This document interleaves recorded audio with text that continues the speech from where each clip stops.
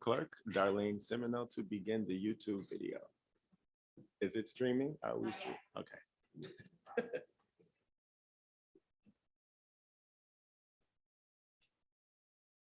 It says that it is. All right. Good afternoon, everyone. Welcome to the first meeting of the Commission to Increase Housing Opportunities in Maine by studying zoning and land use restrictions. My name is Craig Hickman. I am the chair of this commission from the Senate side. I also chair the Joint Standing Committee on Labor and Housing, so I'm familiar with some of the issues that this commission will be addressing over the course of the summer. We have quite an agenda today. We will begin with introductions and opening remarks of commission members. We will then follow up with staff presenting an overview of duties and background of what this commission's work is for. There will be brief presentations from Peter Merrill of the Maine State Housing Authority and Greg Payne from the Maine Affordable Housing Coalition. Then we'll take comments from the public. After that, we will discuss next steps and we will adjourn. Today, we are guinea pigs. We are experimenting with a hybrid commission meeting. We are in person, but we are also have remote participation from a couple of members of the commission and from members of the public. So I ask for your patience as we walk through this. There will probably be some technical difficulties here or there, but we will persevere. And so with that, we're going to start with opening remarks and introductions from commission members. And I will turn the mic over to Speaker Fecteau, whose bill created this commission. Mr. Speaker, the floor is yours. Thank you, Senator. My name is Ryan Fecteau. I represent my hometown of Biddeford, which is District 9. And I have the pleasure of serving as Speaker of the House. And I'm really looking forward to getting to know all of you. It's good that we could have at least this initial meeting in person to see each other face to face. Looking forward to the work ahead and really grateful for your contributions to the commission. I'd also point out while I have the floor that I know that there were a lot of folks that had an interest in joining this commission.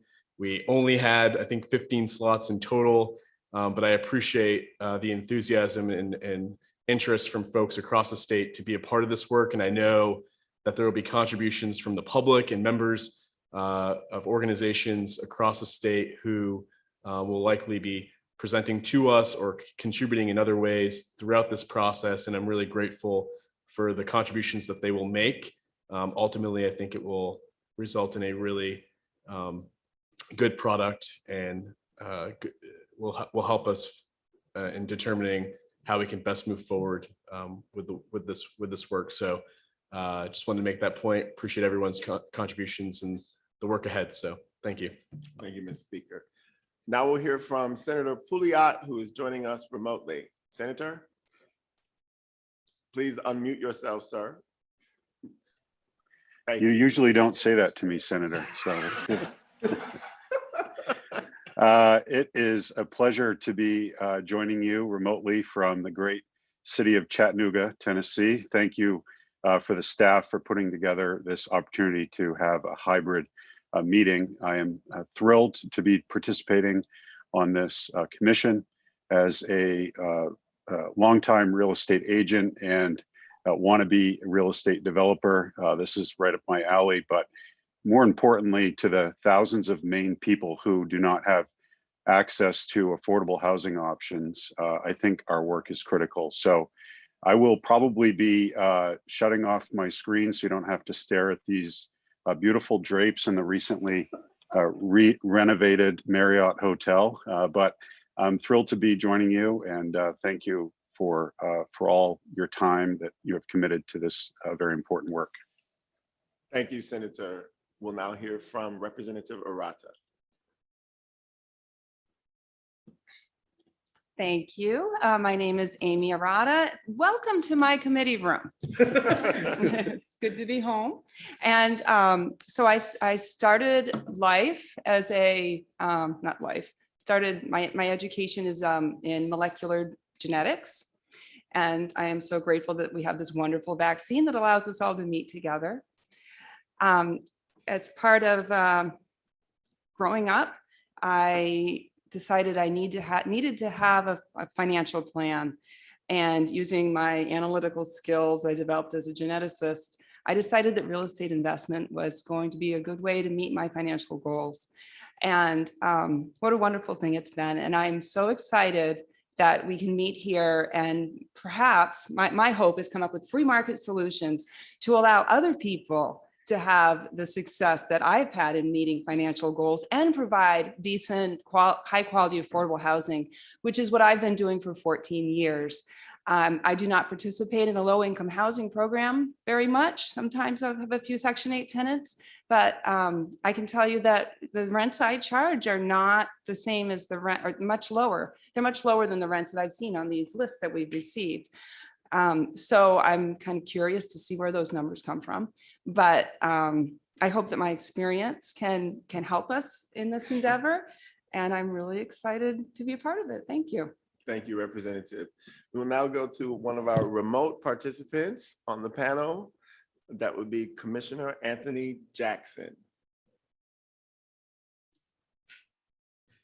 Hello, y'all. I am Anthony Jackson. I am a consultant and organizer with Racial Equity and Justice. I'm based in Bangor, Maine.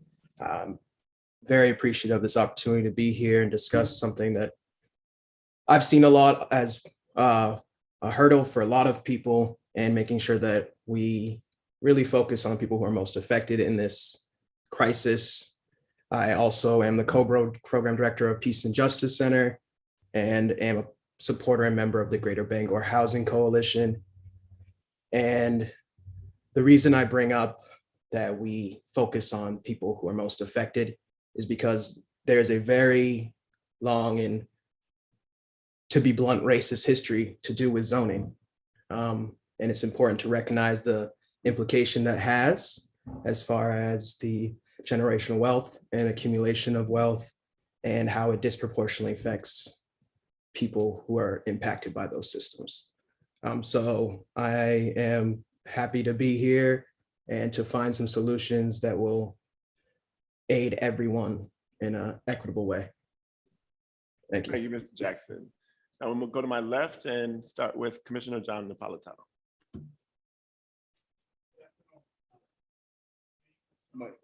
Mr. Napolitano, please turn your mic on by pushing the, thank There you. you go. How's that? Perfect. Yeah, my name is John Napolitano. I've been, I'm the president of the Maine State Building Construction Trades Council. Been the business manager for the plumbers and the pipe fitters for the last 18 years. I'm looking forward to working with everybody here and our contractors that we work with, and we train our members and everything like that. So the contractors and the developers can be able to build and get the jobs done on time, under budget, first time, and train a new workforce for the future and give these people decent wages so they can afford to live in these homes. Benefits as far as the health and pensions and things like that. But the training is, and we have had some of these conversations with Dana in the past, and working, our contractors working with the developers here to train the workforce of the future here. Again, like I said, get these homes built on time and under budget. So I'm looking forward to working with everybody here. Thank you, sir. Commissioner Dana Topman. Perfect. Thank you. I'm Dana Totman, and I'm the president of Avesta Housing. Avesta Housing is a nonprofit headquartered in Portland, Maine. And we have 4,600 residents that live in 3,100 rental homes in 110 different developments in 46 different municipalities. Each year we have about 300 or 400 openings among those apartments. And we currently have a waiting list of about 3,000 people. So the wait is long, the supply is inadequate, and it's depressing, frankly, to do what we do. But that's why we're here. And I've also served on the Brunswick Planning Board for 9 years. and was one of the early members serving on the Mid-Coast Regional Redevelopment Authority, where we redeveloped the Brunswick Naval Air Station. So I've touched the zoning subject a few times. And I must say that all of the zoning discussions, whether it's at the municipal level or the state level, tend to include interests appropriately, environmental interest, economic development interest, property value interest, but not a whole lot of interest from those 3,000 people on our wait list. And so I'm incredibly excited to take a look here with this commission of zoning through the lens of, through the affordable housing lens for the people that really need affordable housing. And I just don't think this has really ever been done. And so I'm excited to be part of it. Thank you. Thank you, sir. Commissioner Kate DeFord.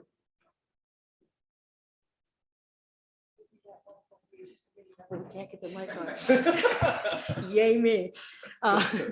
Good afternoon, everyone. My name is Kate Dufour, and I'm the Director of State and Federal Relations for the Maine Municipal Association. Fancy word for the advocacy department at MMA. I've been there for 26 years now, and I have been on many commissions and boards, and I'm very excited about this one in particular. I think we have an issue that's facing many communities across the state. It's no longer a Southern Maine concern. It is an issue in every area of the state. And I'm very excited to be working with you. I'm also a counselor in the city of Hollowell. So I bring a different perspective. I bring my own personal, unique needs to this table. So I'm very excited. And, you know, I'm one of those people that does assignments. So in response to the be prepared to talk about the following things, I want to talk about two things really quickly. I'm not going to bore you too much. The first is the association's approach with this study. And you probably are thinking to yourself, why do I care? But what we've done is create an internal housing committee made up of municipal officials. And they're basically going to act as my sounding board for this work. And so what I hear here, I will take to them and then bring it back to you. So I say that as an invitation. If there's anything you want from this group of municipal officials, you have questions, you want to float something by them, I'm happy to do that and be a conduit of information between this body and our local working group. The other thing is with respect to outcomes and accomplishments. From our perspective, it's going to be very important if any of the recommendations involve implementation at the local level, that there are two things attached to that, connected to that.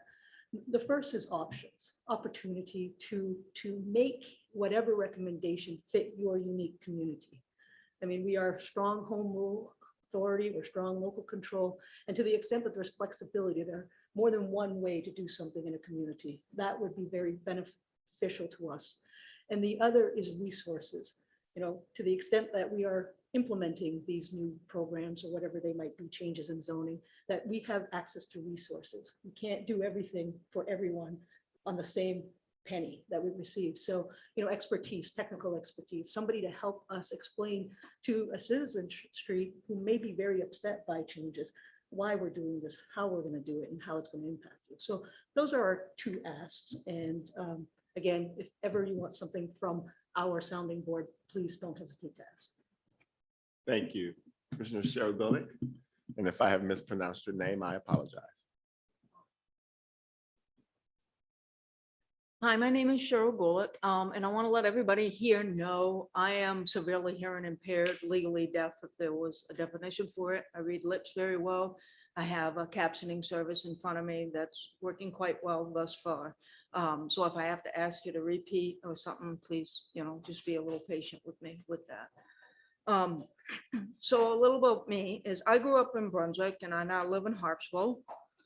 I'm here representing Maine Equal Justice and Equal Justice Partners Circle. I'm a member of the Equal Justice Partners Circle, which is a project of Maine Equal Justice that supports Mainers who have experienced poverty in developing leadership advocacy skills. I am also one of the founders of the Vicarage by the Sea, which is a long-term alternative care home for those living with dementia. I'm a dementia care specialist with a certificate in social gerontology. I'm also an employer and a part of the state where housing is increasingly unaffordable. I see my employees have to move farther and farther away from work to find affordable housing. I personally have experienced homelessness. I know what it feels like to be a young parent, to search for affordable housing and not only have no options, but be denied access to the options that existed at that time. I've seen my family members and friends struggle with housing. I am also a landlord, and I have an understanding of the challenges my tenants face day to day, living in poverty and all that it comes with. I was raised in generational poverty. Half my life was marked by poverty, and my present life is financially secure. This contest of lived experience gives me an understanding of the economic realities that Mainers face and what real solutions to poverty could be. Housing affordability has hit a crisis point in Maine. In order to meet the need for safe, affordable housing for every Mainer, we desperately need inclusionary zoning policies, as well as inclusionary rental availability. By studying options for zoning and land use that both preserve the character of our cities and the towns and the natural environment while creating more safe, affordable housing options, we will be able to craft legislation that gives Maine families greater choice and access to housing, as well as improve opportunities for education and employment. While these issues are very personal for me, I am not only here as an individual, I am also representing 100 low-income leaders who are part of the Equal Justice Partners Circle, a diverse group of low-income people from across the state. I will be working with Maine Equal Justice in the Circle to bring their stories and experiences into this conversation as well, so we can come up with solutions to meet the needs of all the people of Maine. We must make sure zoning and housing policies has equitable outcomes, that addresses a history of segregated housing that hurts poor communities, our economy, and all of us. I bring a broad range of experiences to this commission, and I am honored to serve with all of you. Thank you very much. Thank you very much. So now I'll turn to Commissioner Erin Coopenrider. See if I can get this right. So Erin Coopenrider, I am a principal of the New Height Group, which is a Portland-based for-profit real estate development company. We're currently working on 2 large housing projects in Portland, one of which involves repurposing the Mercy Hospital State Street campus into, we hope we'll end up with about 250 new units of housing, at least half of which will be affordable, both for families and for seniors, and the other half will include a significant portion of workforce housing, but also be market rate. Prior to my tenure with New Height Group, I was the development director for Community Housing of Maine, a statewide nonprofit affordable housing development organization, and I have personally permitted projects in 37 different municipalities in Maine, including one island. It did a project on Vinyl Haven, which had its own set of challenges. Most of those projects were intended to be housing for folks with special needs. So they also involved a partnership with some local and statewide organizations providing services to the residents. So I have had some personal experience with the barriers to creating affordable housing and some ideas about how to overcome those. I'm delighted that this work is happening at the state level. I feel like now it might be the moment. Affordable housing has always been challenging. It has always been needed in the community, but right now we have such a high level of public awareness about the role that it plays in the economy and in the community. And I think a really high level of public support. So those things are important. I wanted to just mention that I am also currently chairing the Federal Home Loan Bank of Boston's advisory committee. And they have an effort underway for their 2022 targeted community lending plan. So looking at some of these exact same issues from the lender's perspective, how do we target our lending plans to tackle exactly these issues? And they have partnered with the Harvard Joint Center for Housing Studies to do some of the background research on all of these issues. I bet you know about this, Jeff. So they are just beginning to share with the council some of their findings on these exact same topics. So they've done a lot of work, for example, on inclusionary zoning and how effective is it and how many units does it create and how could it be improved. And they're also looking at the impacts of COVID-19, the disparate impacts of the pandemic on essential workers, low-income households, people of color, and other underrepresented groups and communities. So I'd be happy to share, what can be made public of that research with this group. And I very much look forward to the work that we're going to do together. Thank you for the opportunity. Thank you. We hear from now Commissioner Madeline Hill. Hi, good afternoon, everybody. My name is Madeline Hill, and I am the president-elect for the Maine Association of Realtors. I live in Brunswick, and my office is in Harpswell. I'm so pleased that to be a part of this commission. My day-to-day life has become quite emotional. I've been a realtor for 17 years and never experienced a market quite like this. There's no question that we are at a critical point. And so I think that given that issue is receiving a lot of attention, we have the really the opportunity to affect change. And I'm honored to be a part of that. In my daily life as a broker, I feel I have to channel my social work background often, especially with the affordable housing and the first-time home buyers. For example, yesterday, there was a house that came on the market in Bath, and it was affordable. It was listed under 200,000, which is something that you just don't see anymore. And there were 18 offers, and the listing agent called me and he said, the market, people think that it's a great time to be in this business, but I have to make 17 phone calls and break 17 hearts. And that's every day. The crisis seems to be in the price points under 300,000. And the average, or excuse me, the median sale price in the state of Maine right now is actually 310,000, which is up from 225 at this point last year. It's a 24% increase. And there are many, many families that can't afford to live in the town that they work.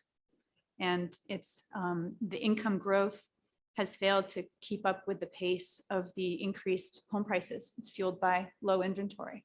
So we have the very special opportunity to make a change and be as influential as possible. And I'm honored to be here. So thank you. Thank you. Commissioner Jeff Levine. Thanks. My name is Jeff Levine. I'm a board member of GrowSmart Maine, and I'm also on the board of the Northern New England chapter of the American Planning Association. I'm honored to be on this commission. In terms of my work experience, right now I teach at MIT in the Urban Studies and Planning program, and I also consult with communities and with developers doing a lot of infill housing development in New England generally. Previously, I worked in local government for 25 years, so you're preaching to the choir, Kate, in terms of talking about balancing local control and statewide goals. I think you've hit a lot of what I was going to say about that, so thank you. I worked in Portland for 7 years, and before that I worked in similar sized communities in the Boston area, and did a lot of work on zoning, but also worked to try to figure out how to balance zoning and design and local needs with housing needs and with statewide and regional housing needs. And that's a tricky balance. I think it can be done. I'm really glad this commission is going to work on it. And it's really important. And I think the piece that I'd like to add to the mix here is how important it is for economic development in the state, how much housing is becoming an economic development issue. I teach a lot of economic development courses, and one of the things that I always try to reiterate to students, and then when I'm doing consulting, is how much housing is an economic development issue. And it's sometimes the best way to help, for example, a downtown thrive is to do more housing downtown and more affordable housing downtown. And that affordable housing is an asset, not a liability, which I feel is a constant paradigm push I try to work on with clients and with communities. This is a good thing, not a bad thing. And how do we flip that on its head and help people realize that means your parents can stay here, that means your kids can stay here, that means you can stay here if something bad happens and you're not earning as much money as you used to. So think about it that way, like any other asset you might have in your community. I think that's the high points that I had. I think, obviously Maine's a very popular place to be. And I think part of the opportunity here is how to leverage that.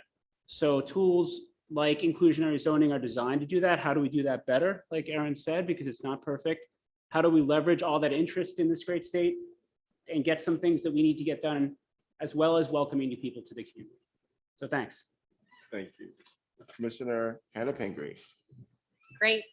Thank you for having me, Mr. Chair and Mr. Speaker, for kicking this off. I think my name is Hannah Pinkery. I'm the Director of the Governor's Office of Policy, Innovation, and the Future. And I just, on behalf of the Governor, we appreciate everyone's time and effort. I think the Governor agrees that the urgency of housing right now in our state has probably never been greater. Somewhat, it's a good problem to have. People want to live in Maine, but what it means for families, especially low-income families, is tremendously challenging.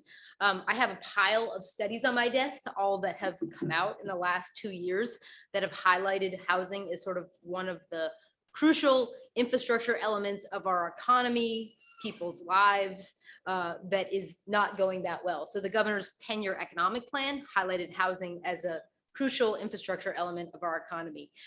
Then the governor's economic recovery committee specifically focused on the need to invest federal resources and state resources into housing, because we are not going to recover as a state without that kind of specific investment. The governor's economic recovery committee specifically went into the need for high density housing options and a need to look at our land use as one of the potential solutions. I will say thanks again to the legislature, we passed LD 1733, which was the Maine Jobs and Recovery Act, which put $50 million of the federal ARP money that the state is getting into housing. And I do hope the work of this commission, the $10 million allocated for FY22 and $40 million for FY23, as we plan for that with Maine Housing and the Department of Economic and Community Development, I think that this work. And, you know, Kate and I have talked about this a lot, but how do we create incentives for communities to do this kind of work? It's sort of the carrot. There may be some stakes too, but the carrot to make some of these things happen. I will say also, I'm the co-chair of the governor's climate council, and this is also a climate issue. People in Maine are traveling farther and farther for work, and our transportation is the #1 driver of our state's emissions. So people generally don't want to drive a long way to work. They want to be able to walk. They want to be able to commute short distances. They want public transportation options if it's possible. So among how are we going to achieve the climate goals, highly efficient housing located near where people work and go to school is really a central tenet, especially as our state is likely to grow in the coming 10 years as we need to reduce emissions. This issue is really crucial. And just the last climate point I will make, we have a whole section in the plan about how communities need planning resources. And a lot of that is thinking about resilience planning and how do we plan for a changing climate future. But the same kind of detailed work we understood, which is most communities don't have planners on staff. The vast majority do not. So how do we come up with solutions that, you know, very small towns can think about how to implement? How do we as a state help provide them resources so they can think about it? That's incredibly relevant. As Aaron looked at me about Vinyl Haven. So I live on the island of North Haven, right next door, where housing is an absolutely crucial issue. I mean, if you live on an offshore island and there's no affordable housing, you can't work in the community, and it's becoming really crisis level like it is in many, many parts of our state. And prior to this role, after serving the legislature, working on some of these issues, I spent several years running a small affordable housing organization. And I will just say, it took us, we just succeeded in the middle of the pandemic, changing our island subdivision law. And it took many, many years to try to make our subdivision law a little bit easier for year-round affordable housing. And I will just say, like, a group of planning board members who had the right intentions, but it's just a huge lift to figure out how to do this work. And so even when the community kind of sees the necessary ability to make sure their communities are accessible to young families and to seniors and low-income people, actually making it happen is just very, very challenging. So I know that Kate thinks about this a lot as well, but just excited to be here and dig into this work and have some good folks in my office who are going to help as well. Thank you. Commissioner Peter Merrill. Thank you, Mr. Chairman, Mr. Speaker. First to Representative Ayala, thank you very much for having us in this this particular room. I have worked in this room since the late 80s. I have had probably some of the highest and lowest moments of my professional career have occurred in this room, usually after dark. And to be able to sit on this side of the table, I must tell you, I'm simply befuddled. I don't know what to do. I'm looking for some silverware. If there's some silverware I can take home. First thing I should do is apologize for our director, Dan Brennan. He very much wants to be here, is very interested in serving on this committee and will. He is, as we speak, addressing the City and Town Managers Association meetings and trying to convince them to do more affordable housing. That's something he had agreed to do before this date was set. So I apologize that you have me for the first meeting, but after that you get him.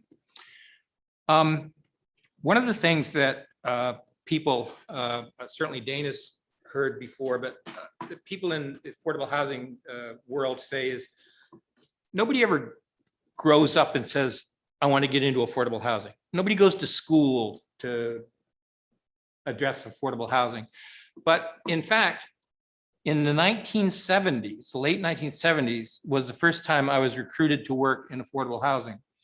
And when I came home, I got recruited to work on a project that is eventually an Avesta project. Well, with York Cumberland Housing is now an Avesta project, projects in Portland, and which led me to be involved with Avesta over the years, which led me to be appointed to the Housing Authority's Board of Commissioners.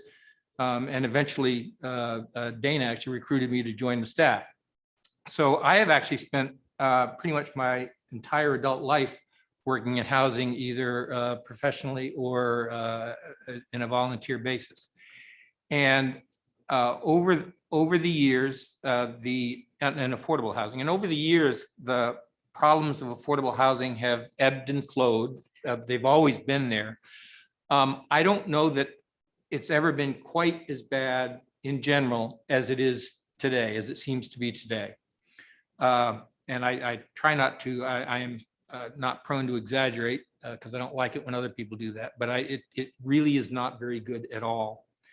I am enthusiastic. Maine Housing is enthusiastic. We have over the past few years, thanks to a lot of people here, we have a number of tools. We have a state low-income housing tax credit, which Speaker Fecteau and Senator Pugliat pushed really hard to get. Would not have gotten across the finish line without Commissioner Pinkery and her boss, of course. And that is a great opportunity for the state of Maine. The home fund has been fully funded for the last 2 budgets, not without lots of miserable work in this room, but it happened. And we're very enthusiastic about that. And our hope is that this commission and the zoning issues that we hope to address, that we can come up with some constructive solutions that will help us be able to do all of this work even more, build even more, help even more people. So I'm delighted to be here and thank you very much. Thank you, Commissioner. Commissioner Heather Spalding. Thank you so much, Senator Hickman and Speaker Fecteau. My name is Heather Spalding, and I am the Deputy Director of Maine Organic Farmers and Gardeners Association, MOFGA. And I'm really honored to be among this illustrious group of commissioners. I'm so appreciative when I got the invitation and I said, well, I've got a lot to learn, but I hope that I can impart a lot of information about what's happening with the dynamics and the demographics of agriculture in Maine. I do work for MOFGA. Today is our 50th anniversary, our 50th birthday, so we're celebrating.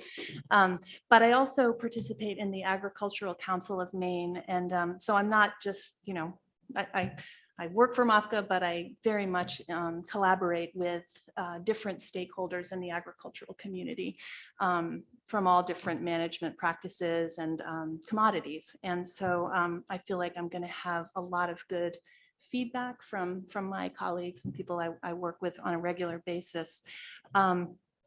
I will say that, with the changing of farmland, the changing hands, intergenerational changing of hands of farmland, it is a huge challenge. And we are working hard to build up the next generation of farmers. And the demographics in Maine are a little better in that regard than they are in other places in the country. But what we hear from the new farmers who are coming to provide more food, Maine grown food to Maine dinner tables, is that access to farmland is the biggest challenge, and farmland includes farm housing. We also know, as we all went through this legislative session and experienced some very, very intense debates about wages for farm workers, and the difficulty that farmers have affording to pay their farm workers what they pay themselves. And so just that access to affordable housing is I would think, even, that's the farm worker sector is a really important thing for us to all be considering as we move forward. The Maine Won't Wait, incredible document that came out addressing climate change, set some very ambitious goals for, creating more farms, producing more Maine grown food for Maine tables. And that's going to require more farm workers to come in and be compensated and have places to live. So these are all things that we're thinking of regularly, and especially during COVID. I mean, the threat to farmland and farm real estate in general is just incredible here in Maine. And I guess one other thing that we think of a lot with the work that we do at MAFGA is really trying to think about clean production technologies and minimizing reliance on toxic materials.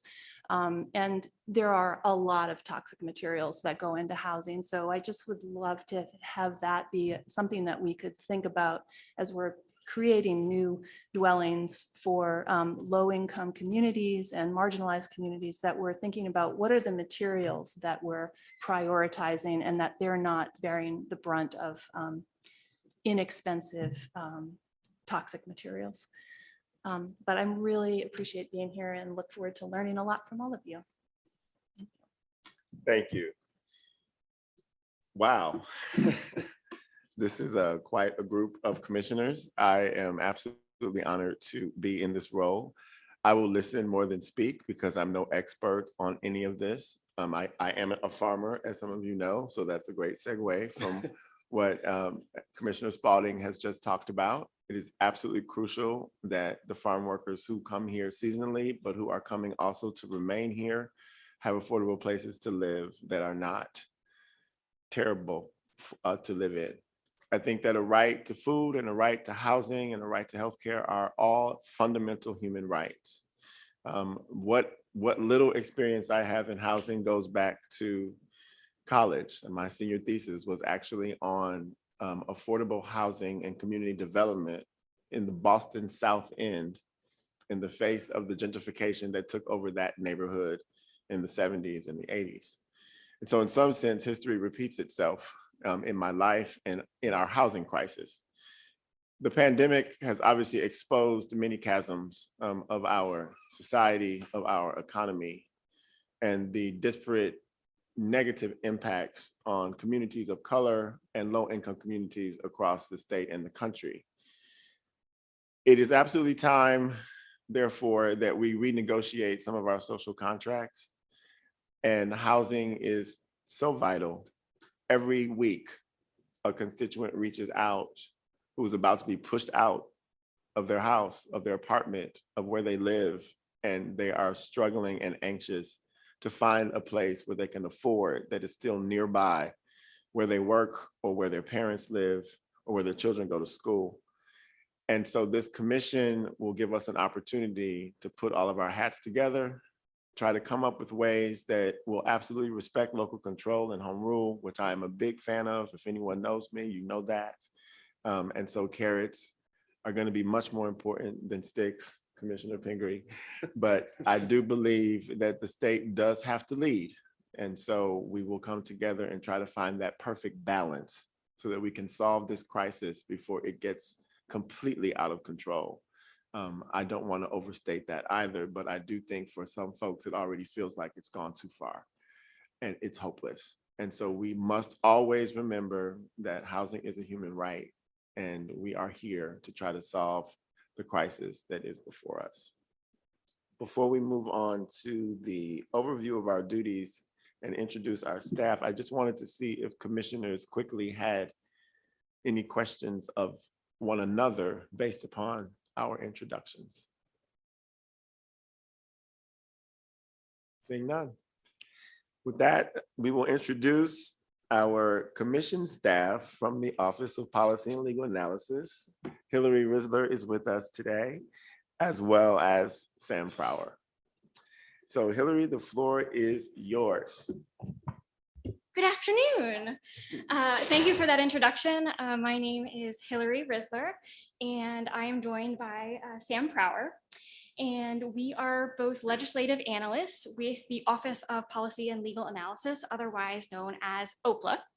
I imagine most, if not all, of the commission members have had opportunities to work with OPLA before, but if not, we are one of the nonpartisan staff offices here that work for the legislature at the committee level.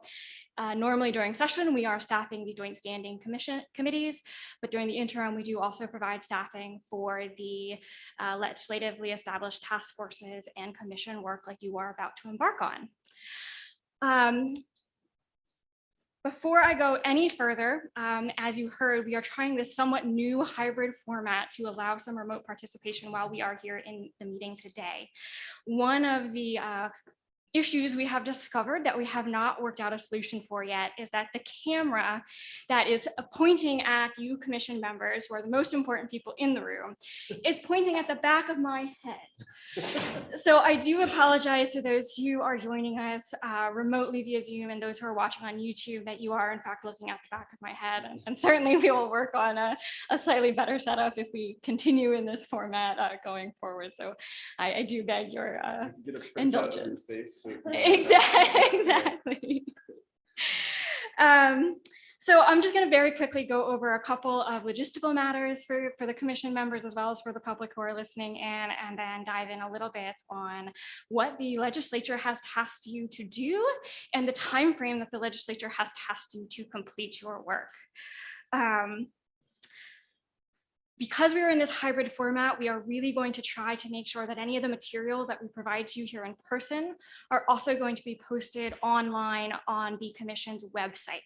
And so if anyone's listening along and is interested in getting those materials, we'll do our best to get those posted no later than 24 hours after the conclusion of the meeting. Certainly we'll get things posted as quickly as we can. And for those who have signed up for the interested parties list, we'll make sure to send an email with that link for you so that you can find it. I also want to let commission members know, although I'm doing most of the speaking today, Sam Frower and I are both working on the commission. We do ask if you have any questions, you just try to email both of us. That way, if someone is out of the office on a particular day or is otherwise working on a different task force, that we make sure that we're attentive to your questions and your concerns. We also do not have a full-time committee clerk during the interim, as some of you may be used to with your joint standing committees. And so please feel free to email us directly, and we will, even if we're not the right person for the question, we will make sure to direct it to whomever can help you best. During the normal legislative session, I'm actually the primary analyst for the Joint Standing Committee on Education and Cultural Affairs. And my colleague is the analyst for the Joint Standing Committee on Transportation, which means from our backgrounds, we are not the experts in housing here, you are. I've already heard from a few commission members that you have some materials, you have some reports, you have data, you may have contacts in the field. As the chairs sort of begin developing all of those agendas, if those are materials you want to forward to me, I'm happy to have them and to make sure other commission members get them as well. You may also be the people that I reach out to if there are information requests that I may reach out and say, oh, I just had this question. Is this something you can help me find the answer for that other commission member? Most of you have also probably worked in state government at some point, but for those of you who have not, I do want to remind you that as a legislatively established commission, you are subject to the Freedom of Access Act, or FOA. And that means that we need to make sure that the substantive discussions for the commission do happen in public meetings. And so when we get down the road, especially talking about drafting of reports towards the end of your work, we're going to discourage and try to ask you to avoid any sort of substantive conversation or discussion about the work you're doing over email. Similarly, as we have discovered in this new format for those participating remotely or via the Zoom, we ask everyone to avoid using the chat function for substantive discussion or questions, because that chat function is not part of the live streamed YouTube link. If there's any questions or any concerns about any of that, obviously, please feel free to reach out. We're happy to help you. But every now and then you might hear me make that reminder that let's make sure we get this discussion to be done at a public meeting.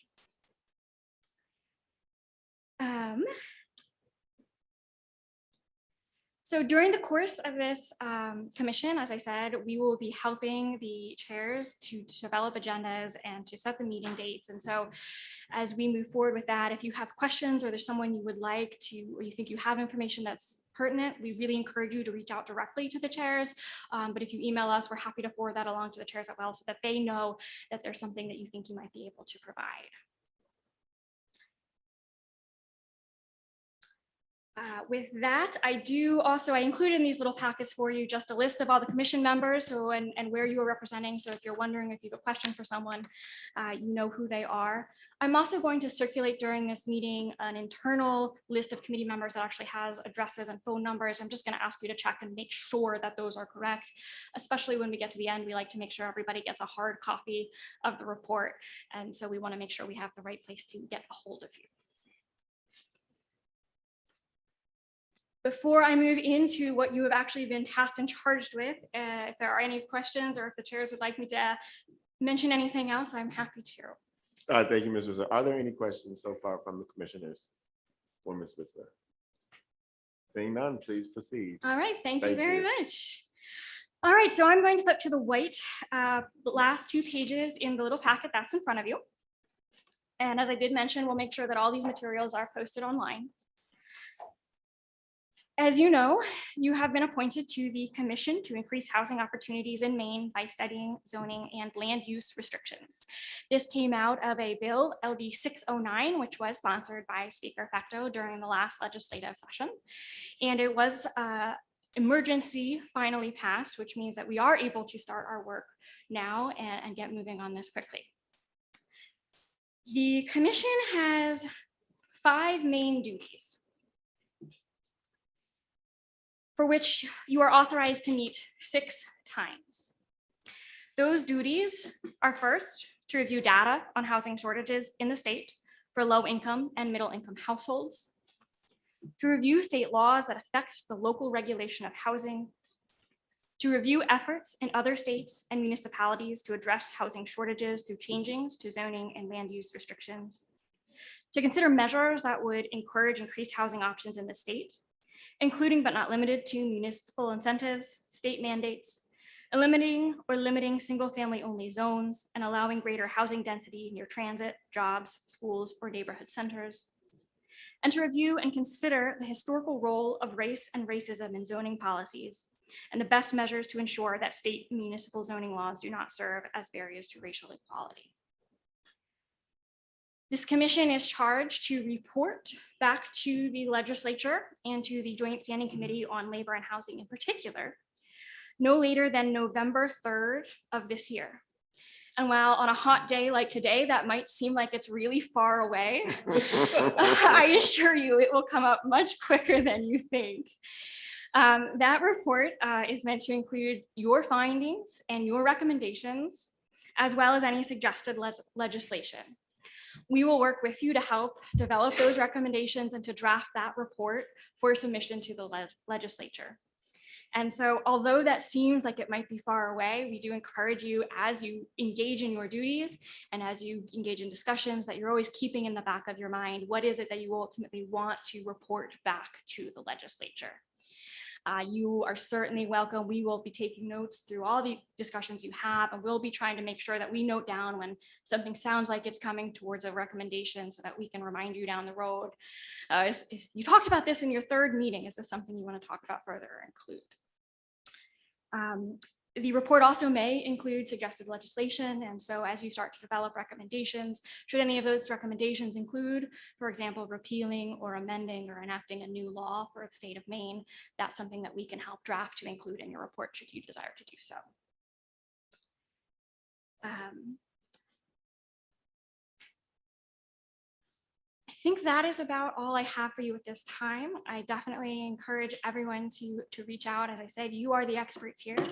And we will also make sure that we are constantly working with the chairs and making sure that you are able to complete your work in the 6 meetings and by that deadline. Thank you. Are there any questions from the commissioners, remotely or in person? I haven't forgotten about you, Commissioner Jackson and Senator Pugliat. I have you on my screen. I see you. It's all good. Does any commissioner need to take a brief break before we begin our presentations, or are we set to move on for now? Perfect. With that, we have 2 presentations that we're going to have. The first will be from Commissioner Peter Merrill from the Maine State Housing Authority, and I will allow him to get to the front of the room. And Commissioner Merrill, if you have anything you'd like for us to have in our possession as you speak, please hand that off to Mr. Frower. He will deliver it to us forthwith. And commission members who are participating online, I do believe that you have received this material in an email. The floor is yours whenever you are ready, sir. Thank you very much, Mr. Chairman. This chair fits a little bit better, I think. You're more at home there. I'm more at home. The view is more familiar. Peter, your hair looks very nice from behind. Well, greetings to Chattanooga. Thank you. As you know, I'm Peter Merrill. I'm the Deputy Director at Maine Housing. Mr. Payne and I will present you with some overview data of housing facts and information. It's we're pretty well coordinated. We work closely together. We know what each other has for materials, and we'll try not to commingle it. And we're not going to talk too long because we want to make sure there's time for any questions that you all may have. I've given you 3 handouts. First is a printed handout that says Housing in Maine, an overview. That is essentially the document from which I will be speaking. The second document you have is called Housing Facts and Affordability Index for rental and home ownership, which I will be discussing. The third one is a sheet called Housing in Maine, which just has some housing statistics that you may find helpful and useful in our discussions. I want to just go through 4 or 5 or 6 trends for you. And I don't think there are any surprises in any of the materials that either Mr. Payne or I will be going over today. The first one, it comes from the pandemic and fallout from that. And one of the things that we've noticed to Commissioner Jackson's point earlier is that the COVID has exposed and really amplified some of the unequal impacts of access to decent, affordable housing for people of color. People of color are served disproportionately in the programs that we are using to address the pandemic. So that needs to be noted, I think. Second trend, Maine as a state, as I think you all know, we, despite Commissioner Pinkery's best efforts, we have little or no growth in the state of Maine. Notwithstanding the COVID burst of home sales, we're a rural state. We have a small population. We have an aging population. The fastest growing age cohort in the state of Maine is people over 65. And as you know, we are also the oldest, I think, state in the country by average age or whatever it is, well over 40. Fourth trend I want to mention is that housing affordability is getting worse. We track affordability of home ownership and rentals each year. That's the affordability index that I gave you. We calculate, there's no particularly perfect way to do this. What we do for home ownership is we calculate the median income for a household, and we look at the median home price in the state of Maine and see how they compare, and whether or not the median income family can afford the median priced home.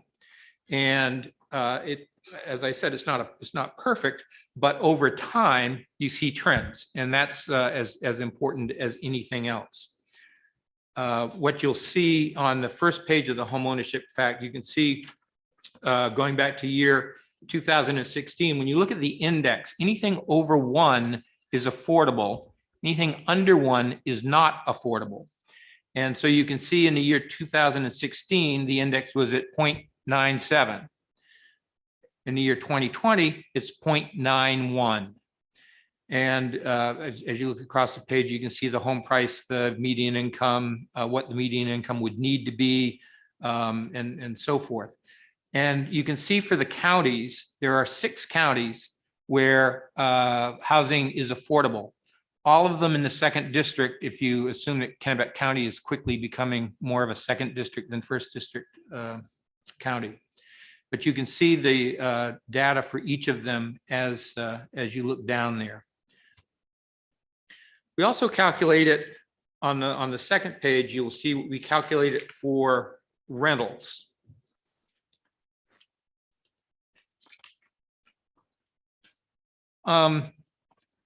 Look at the rental index. That is 0.83 compared to 0.91 for the home ownership. That just underscores the challenge that renters have compared to homeowners. Renters, the average median income or the median income for renters is much less than the median income for homeowners. And the last 3 years are some of the worst years, at 77.79. At 0.83 are some of the lowest numbers we've had in all the years that we've been doing this. Only 1 county, Franklin County, managed to hit an even 1 and is the only affordable county in the state of Maine for rentals. Mr. Merrill, if I may. Please. Can you just explain a little bit how the index is calculated? To the best of my ability? Thank Yes, you. sir. We look at the median rent and the median income. So can I tell you how I do this? That's a good question. There's a footnote. I'm looking at the footnote. I will find out. I will get the formula for you. That's great. Thank you. But for the renters, we do essentially the same thing as the homeowners. You look at the median income, and then you look at the price of an average 2-bedroom apartment, which may or may not be the right one to use, but that's what we use. And can a person earning the median income afford the median rent apartment, 2-bedroom apartment? And then you do the math to see what that how far off they are, and that's how we get that index. So the lower the number, the more worse unaffordable. That's correct. Okay. It's exactly correct. And you'll notice there's a gap there from 17 to 20. And for the rentals, we had to change the methodology. I know Representative Arado was interested in kind of the methodology and that sort of thing. For many years, we used newspaper advertisements. It's kind of a laborious procedure to go through. But if anybody's still reads the newspapers, you know there are absolutely no ads in the newspapers. So these days we have switched to doing a survey work, and it's probably more accurate, but that explains the gap. What's interesting is that the index isn't that much different anyway. One other trend I want to mention here on this is that due to the COVID, there's a lot less turnover in rental units than normal. And it's already very difficult for a person who's looking for an apartment that would qualify for Section 8 payment standards to find an apartment anyway. And now for any poor person trying to find an apartment with no turnover, it's just all the more difficult and all the more challenging. We in the overview document on page 4 at the towards the top, we list some entry-level salaries for firemen, teachers, and so on. And when people talk about affordable housing, a lot of times you think Section 8 or you think very low income. But the fact is, most of the housing that we are doing is for people at 50 and 60% of area median income. And mostly this would be your entry-level teachers and firemen and firefighters and police officers. So it's just, we just toss that in to help underscore the fact of who is being helped and who is not being helped by these programs. The last trend I listed is need for affordable housing. Mr. Payne is all over that. He will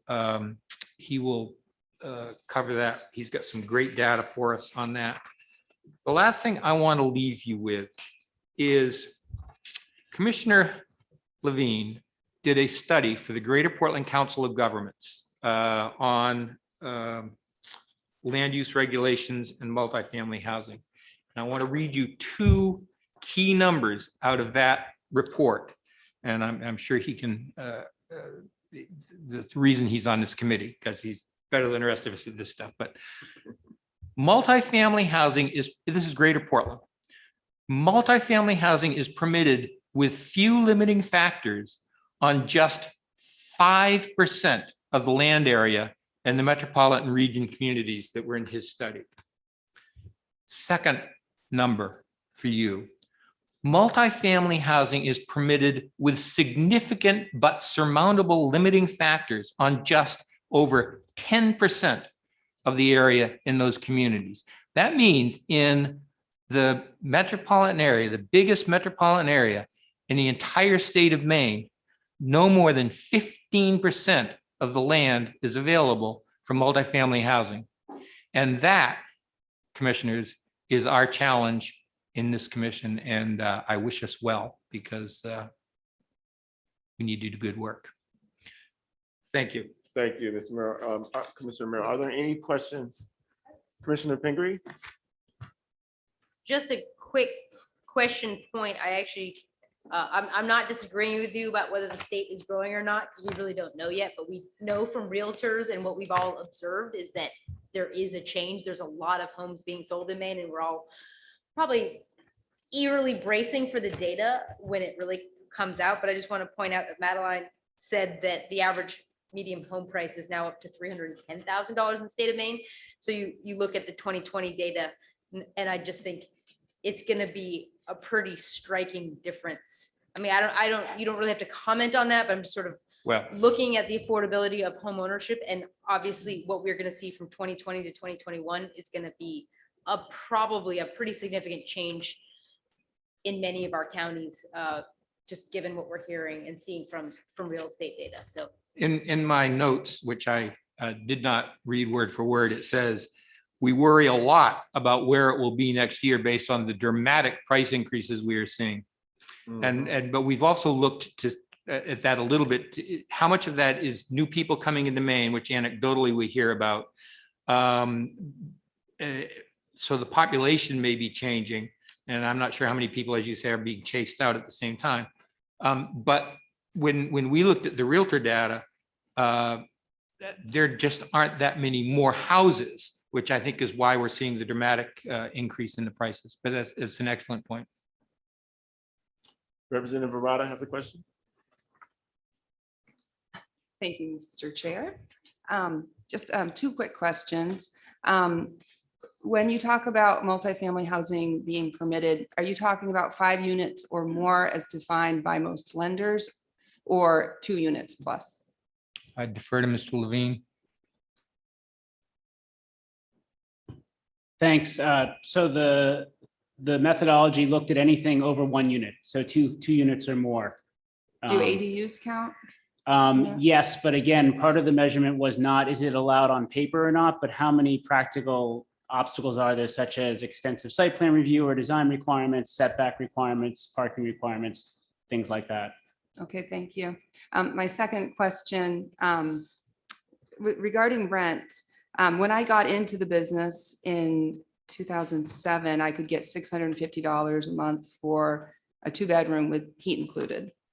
And that rent stayed about the same for 10 years. It was stagnant. Now, all of a sudden, the most recent one I rented is $950. Do you have any idea? And we haven't had, the census shows that maybe 17,000 more people moved into Maine. So do you have any idea why those rents have gone up so precipitously in the last few years?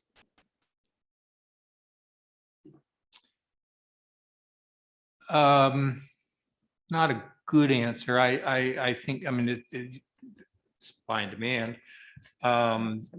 But we've been, we like to think we're chipping away at the demand problem. I'm sorry, the supply problem. I don't know why it would have been stagnant, but for somebody being a particularly good landlord, perhaps, for all those years. And then shot right up. But certainly the Androscoggin County area has seen some growth more recently, I think. Okay, thanks. Are there any other questions? Commissioner Hill.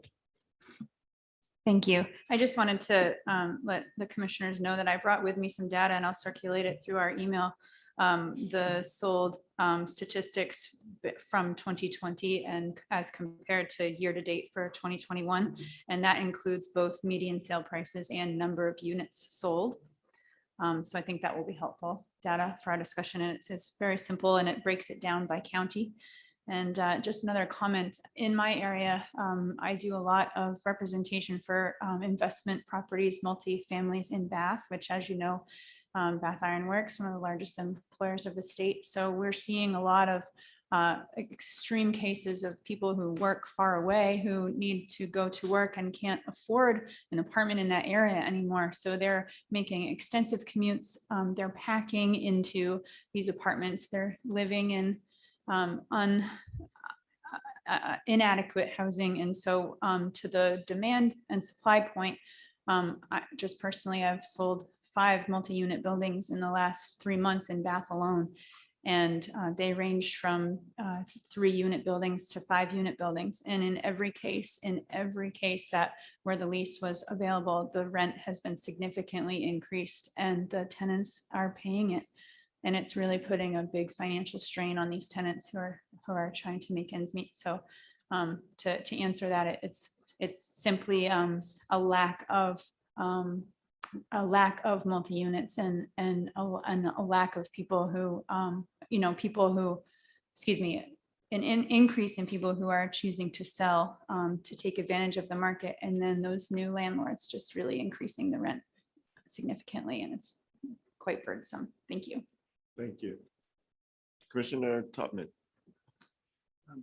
I had a couple of questions. I just want to confirm, I think, whether it's for Commissioner Levine or Mr. Merrill, that the 5 and the 10% available land for multifamily that you're referring to, is it fair to say that most of that land already has buildings on it?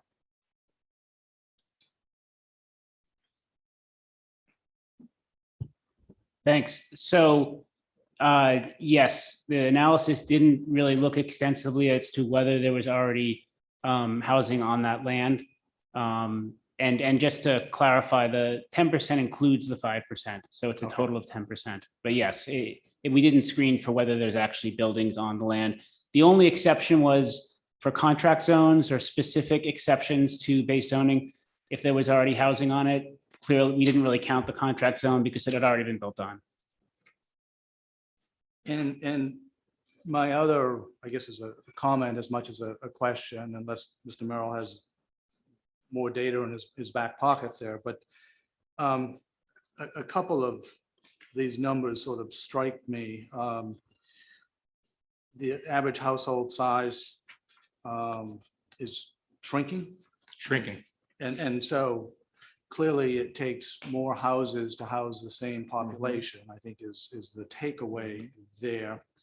And I think that's a trend that's really been going on for quite some time. And so I would love if we could just dig into that a little bit more, and we can almost project, if we continue to decrease in household size, then we're gonna need more houses, even if there's. Great hair. Yeah, so I realize, yes, it is the senior population that's driving that a lot, but also families do tend to be perhaps smaller than they were clearly 30 years, 40 years ago. So I think if we dig in any more on that trend, it would be very helpful.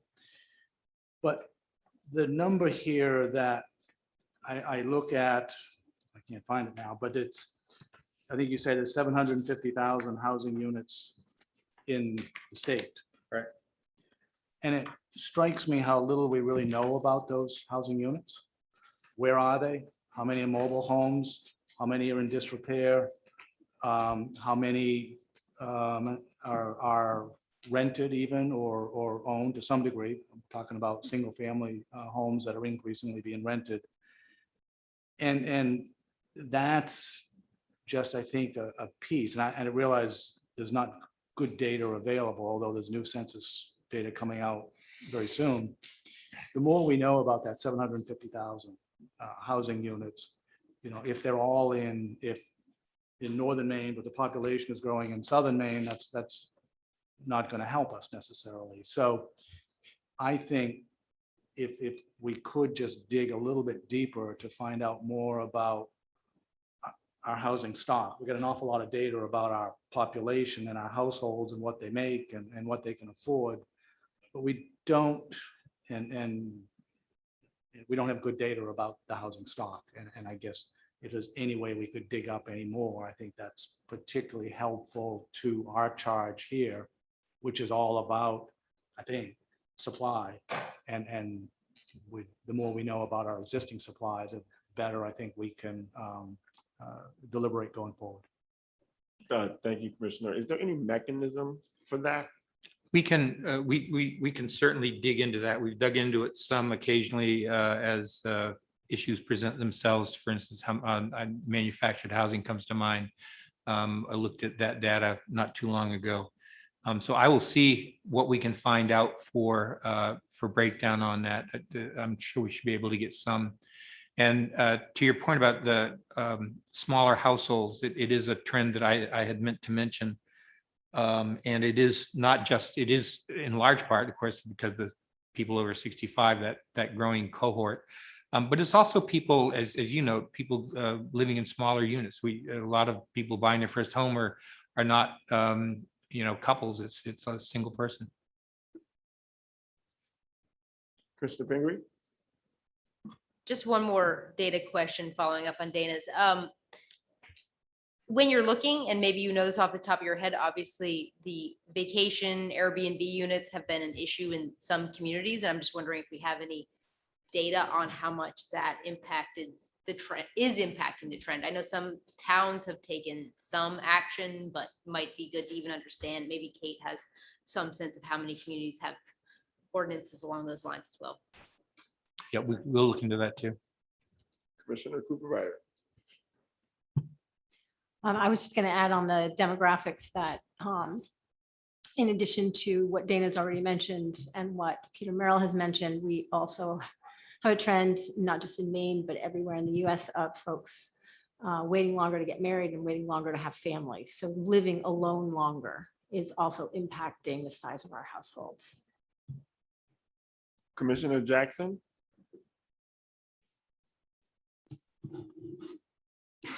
Yes, I'll definitely speak to as younger person here that it's hard out here. It's not affordable, and having kids doesn't make it any easier.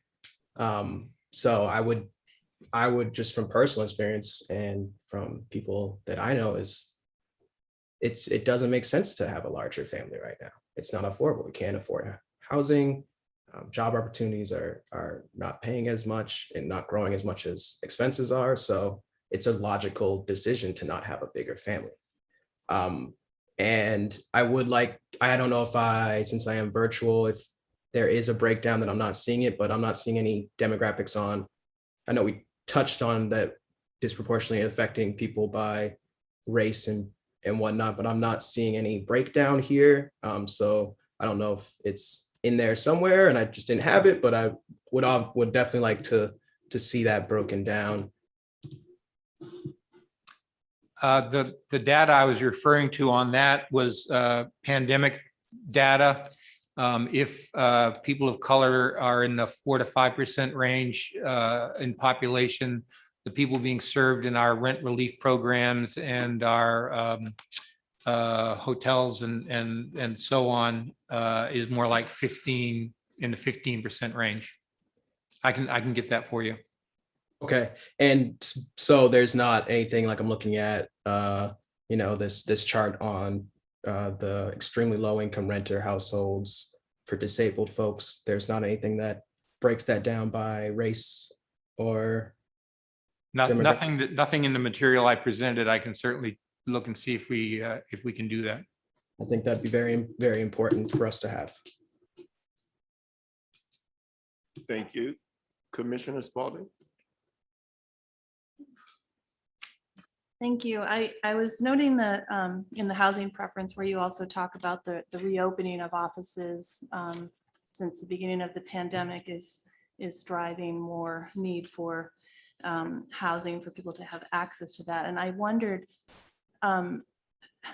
is there I'm just like at MOFCA, we have our offices, our headquarters are in Unity and we have beautiful space, but we've learned a lot that we can effectively work remotely and we're kind of wondering, well, do we really all need to come back driving from great distances from different vantage points in the state to Unity long term? And I'm wondering if there is a study about how much commercial real estate may be available to convert quickly to housing that I don't know, like. I read something within the last couple of days about malls emptying out, and although some of them being converted to housing, but more being converted to offices of all things, which I thought was kind of interesting. If people are staying away from offices, why are they creating offices? But they didn't explain that in there. Zoning. Yeah. Right.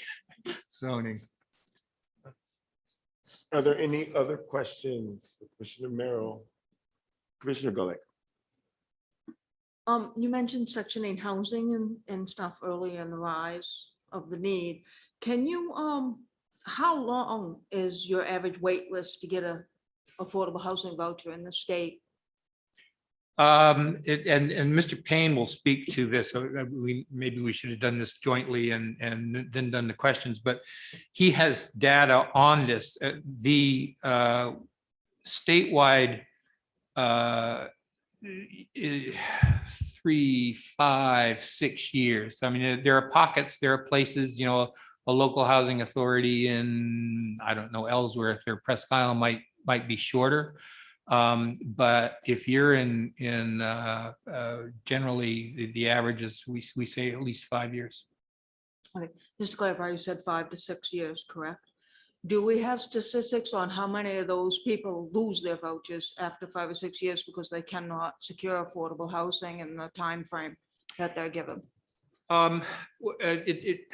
It doesn't work quite that way.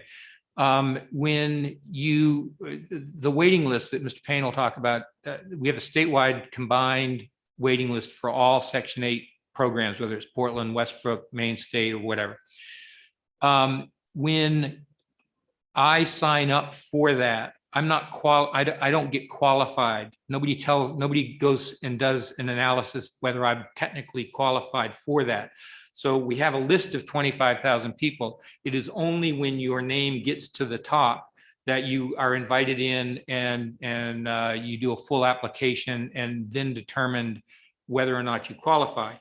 Then you get the voucher and you have, it varies from housing authority to housing authority, but you have a certain amount of time, say 90 days or 180 days to find an apartment.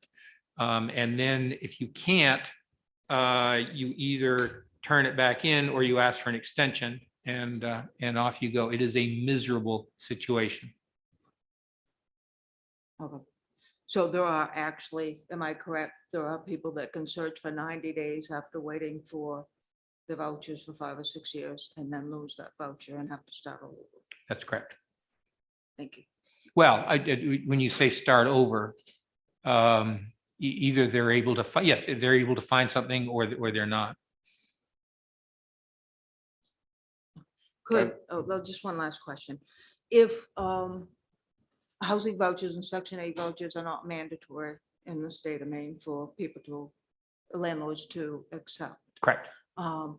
If that was, do we have any idea of how much that would reduce this need and this wait list?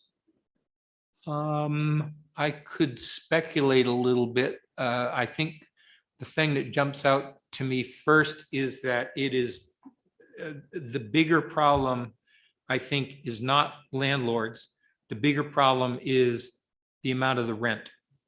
There are very few not very few. There are not very many apartments that meet the HUD payment standards.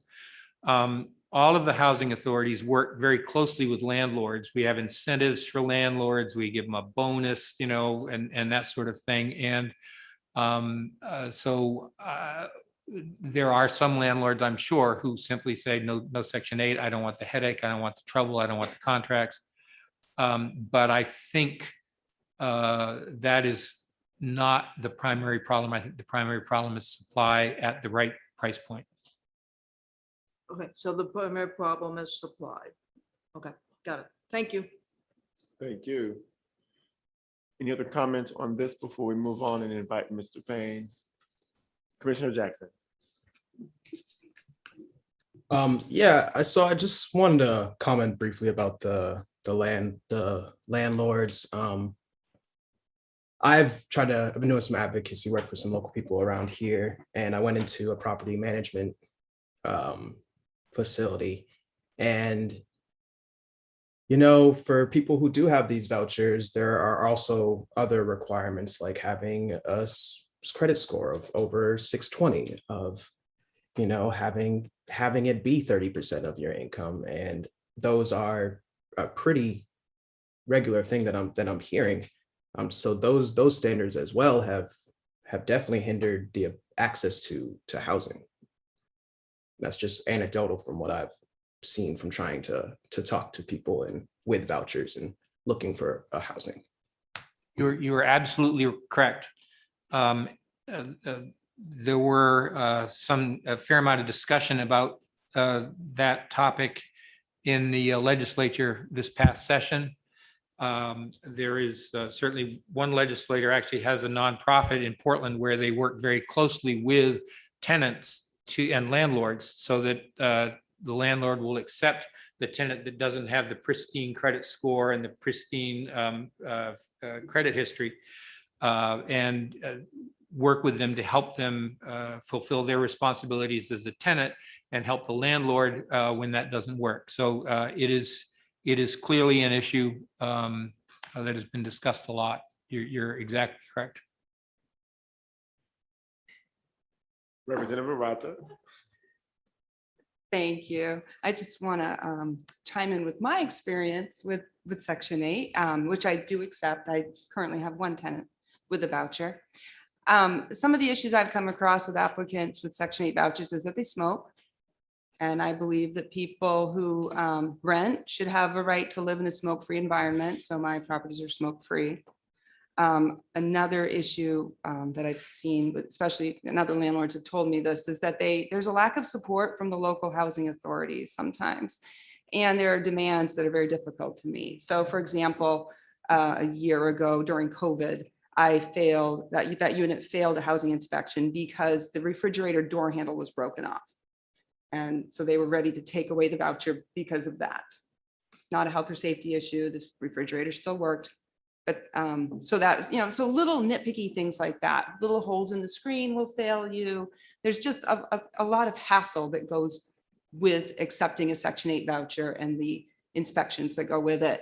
I do inspections on non-Section 8 tenants because I think that's part of good practice to make sure that everything is safe and healthy in there. So that's something that I think the housing authorities really need to work on. Also, we've had problems where you have a tenant with a voucher and that person will illegally move in another person who might make too much money to qualify for a voucher, but they like the free rent. And sometimes that person would not qualify for a voucher because of their violent criminal history, for example. And so then you have to work to try and get that person out. Meantime, you have the Section 8 housing program kind of working against you. They're advocating for the tenant, but not helping the landlord who's trying to maintain a safe environment for all the tenants in the building. So I think that that's another issue. It's something that can be worked on. If I'd love to see Section 8 housing work with landlords instead of against landlords. We're all in this together. So thanks. Commissioner Levine. Thanks. One other piece of data that would be really helpful to see, and I have a feeling it's very hard to gather, but I'll put it out there, is trying to document the changing nature of seasonal versus year-round housing. You're seeing a lot of people, particularly in southern Maine, but I think all over the state, they're not really seasonal because they're there more than just during the summer for a couple of weeks, but their primary residence is elsewhere. So for example, I think a lot of the new housing units built in Portland over the last 10 years are occupied by people that are maybe there 4 months a year, maybe part-time, but that's not really, a full-time resident. And trying to get your head around the changing nature of that housing market, I think would be really helpful, but also enormously difficult. So if you have anything, I'd love to see it. All those condos are filled with people from Boston. You know it and I know it. With that, I think it's time to invite Mr. Payne to come forward and provide his presentation. Senator Pugliat has a comment. Thank you. Thanks, Craig. Can you hear me okay? Yes. Okay, great.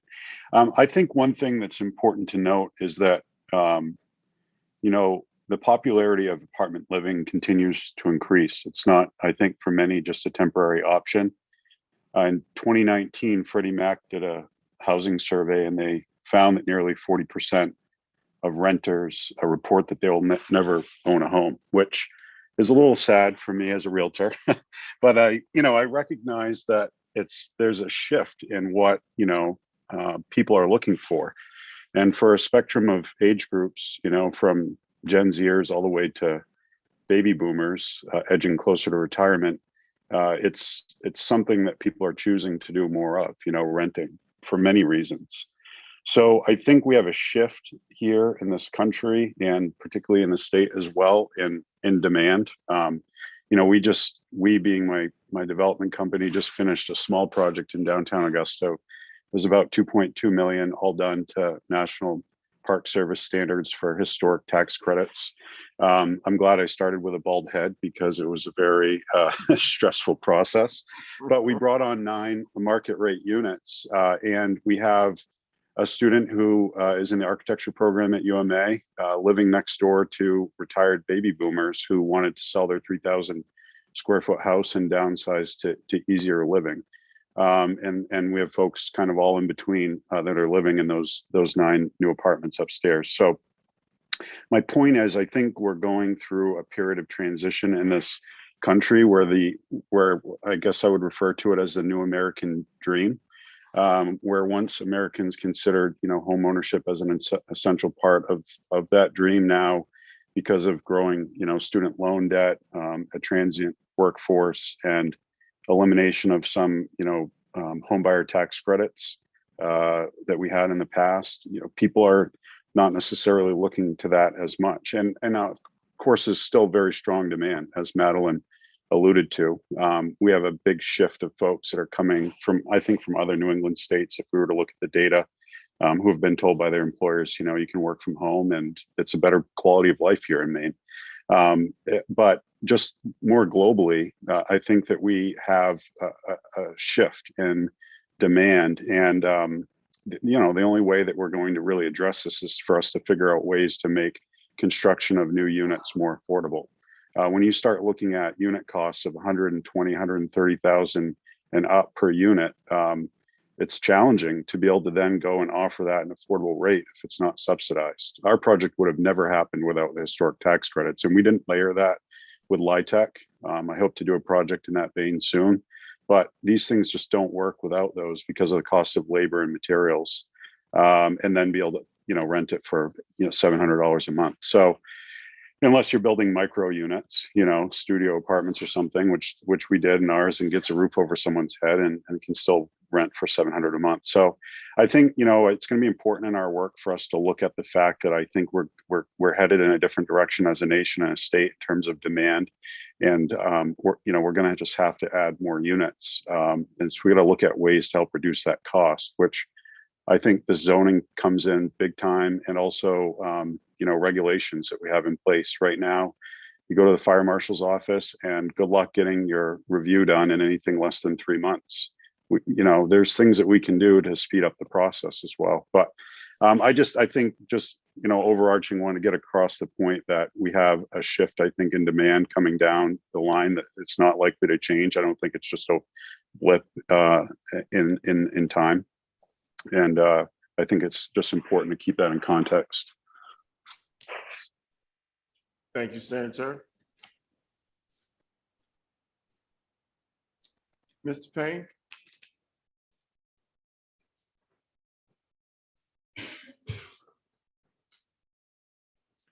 Thank you, Commissioner Merrill. Commissioner Merrill, are you going to come back and sit with us? I know it's hard, but we're a really kind and friendly group of folk up here, and thank you, sir. Mr. Greg Payne, please introduce yourself one more time, and the floor is yours, sir. Thank you, Senator Hickman and members of the commission. My name is Greg Payne. I am the director of the Maine Affordable Housing Coalition, and I have a lot of material I can go over with you. I guess I just wanted to say first, I'm sitting here and hearing you all introduce yourselves and where this is going. I am very excited. Our coalition is very excited. I want to thank Speaker Fecto and his staff for all the work they've done over the last couple of years to get the commission bill passed and help get us where we are. But hearing the depth and breadth of expertise, both professional and personal, among the commission members is just exciting and fantastic. And I think puts this group in a position to do some really exciting things. So that said, for those of you not familiar with the Maine Affordable Housing Coalition, we are a group of about 135 private and public sector organizations working to address Maine's housing challenges throughout the state. We focus on state and federal housing policy. And I appreciate the opportunity to be here with you today and walk through some of the conditions on the ground right now as you begin your work. I'm going to share a pretty good amount of data in a pretty short amount of time. But in part, I want to make sure we have time for questions and that you have materials to refer back to as you undertake your work. I should also say, to the point raised earlier, none of the data that I'm going to share with you reflects the insane things happening in our housing market over the last year in particular. It's going to take a little while for the data to catch up to that. So the challenges that we talk about here are probably undoubtedly more difficult than what we see in these numbers. But I want to turn your attention to the packet of information that hopefully you have in front of you. And the first document here is a Maine housing profile that was put together by the National Low Income Housing Coalition.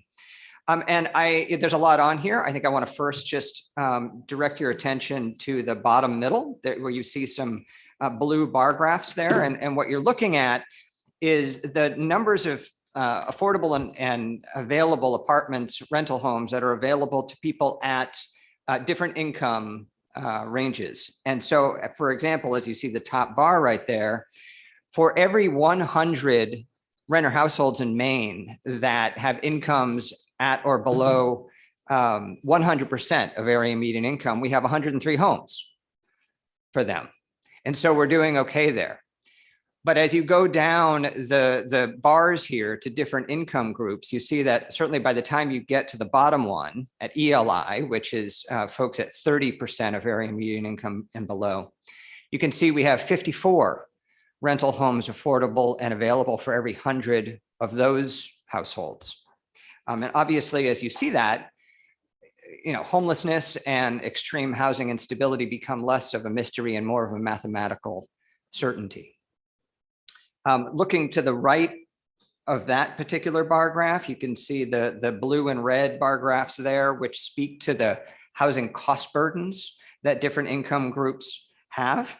I just want to say as context for the data that you see there, the latest census data shows that there are more than 30,000 renter households in Maine who are paying more than half of their income for housing. And as you might expect, and as you see in these graphs here, that's particularly challenging for people with extremely low incomes. The second document in your packet is also published by the National Low Income Housing Coalition, and it is their 2021 Out of Reach report. And I think that as you look at this information, you'll see that the gist of this is really focused on the intersection of renter incomes and rental housing costs. And it's especially useful because, especially on the second page here, you can see it broken down by region and by county. And so that may be useful for the work that you're doing. You can see on the lower right of the first page here that the 2-bedroom fair market rent on average across the state is a little more than $1,100. While the typical renter only earns enough to afford $671. As you might expect, the gap between the average renter wage and the wage needed to afford the typical basic 2-bedroom unit is worst in the southern part of the state, but problematic throughout, and is particularly unmanageable for people with disabilities or older Mainers who are living on modest fixed incomes. One additional piece of information not on here, but from the broader report published by the National Low Income Housing Coalition, is that Maine now has the 9th largest gap in the nation between the average renter wage and the wage needed to afford a basic 2-bedroom apartment.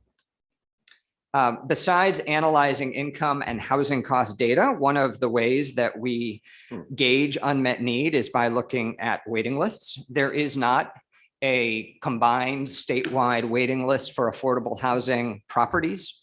Each specific property tends to have its own waiting list, and certainly Dana, for example, could probably provide waiting lists for each of the 110 or so properties in Avesta's portfolio. And I think you'd find that they're very long and they don't move very much because turnover doesn't happen very often. But one waiting list that we do have is the waiting list for federal Section 8 housing assistance. And so as you look at the next sheet in your packet, what you'll see here is, in addition to the 12,000 or so federal Section 8 vouchers that are allocated to Maine and are in use in Maine, there are another 25,000 or so families that are waiting for help. This is as of the end of last year. You can see in that same graphic that the trend line on this is not looking so good.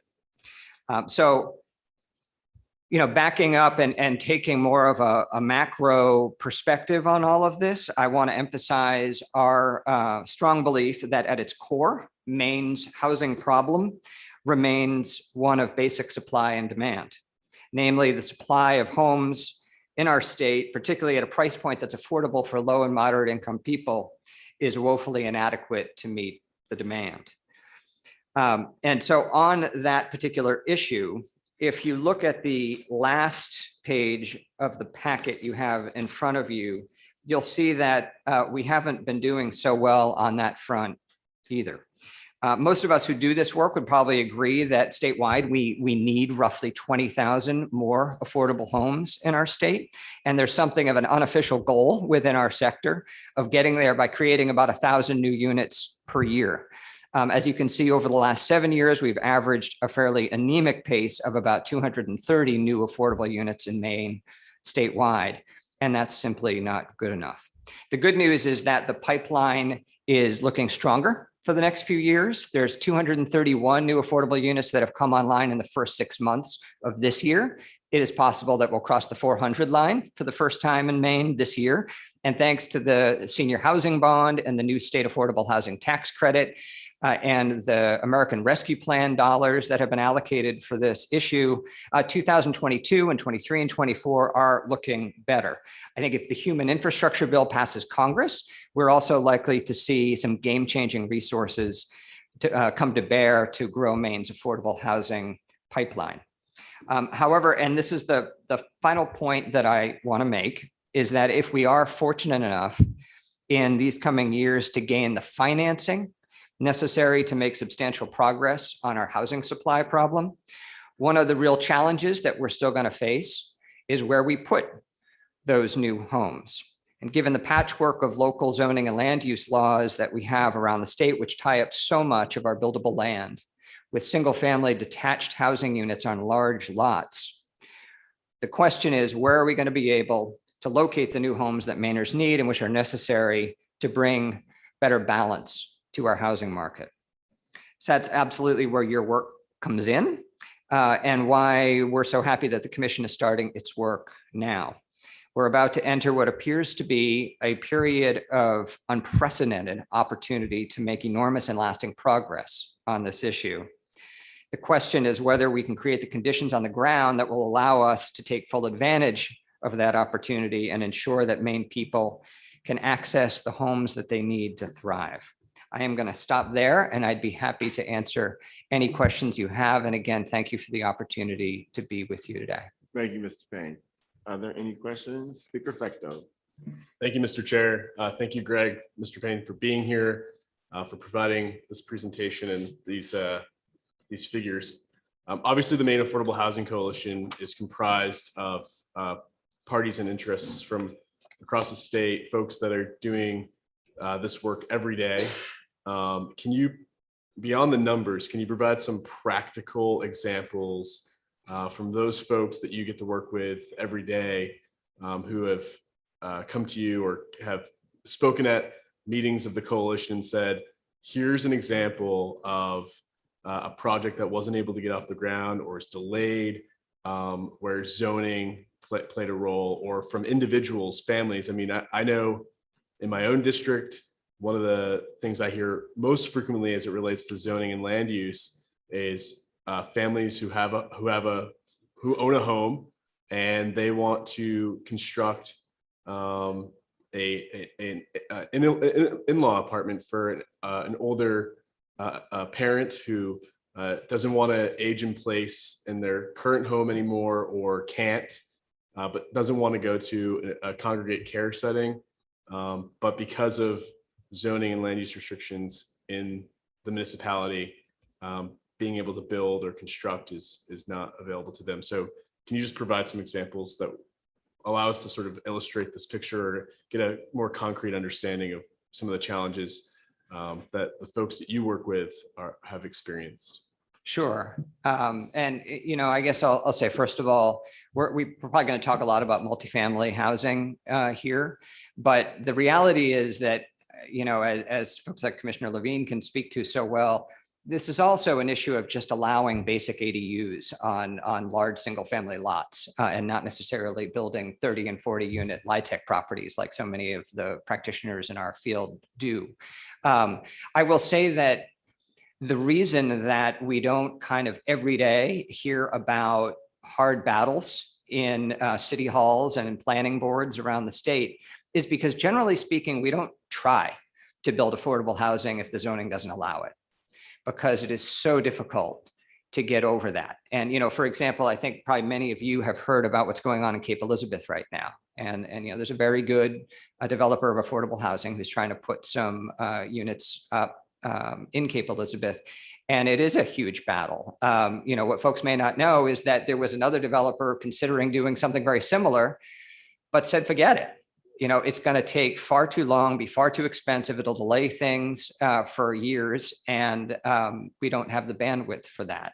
Now, a different developer is attempting to make that happen now, and they are in fact experiencing that pain.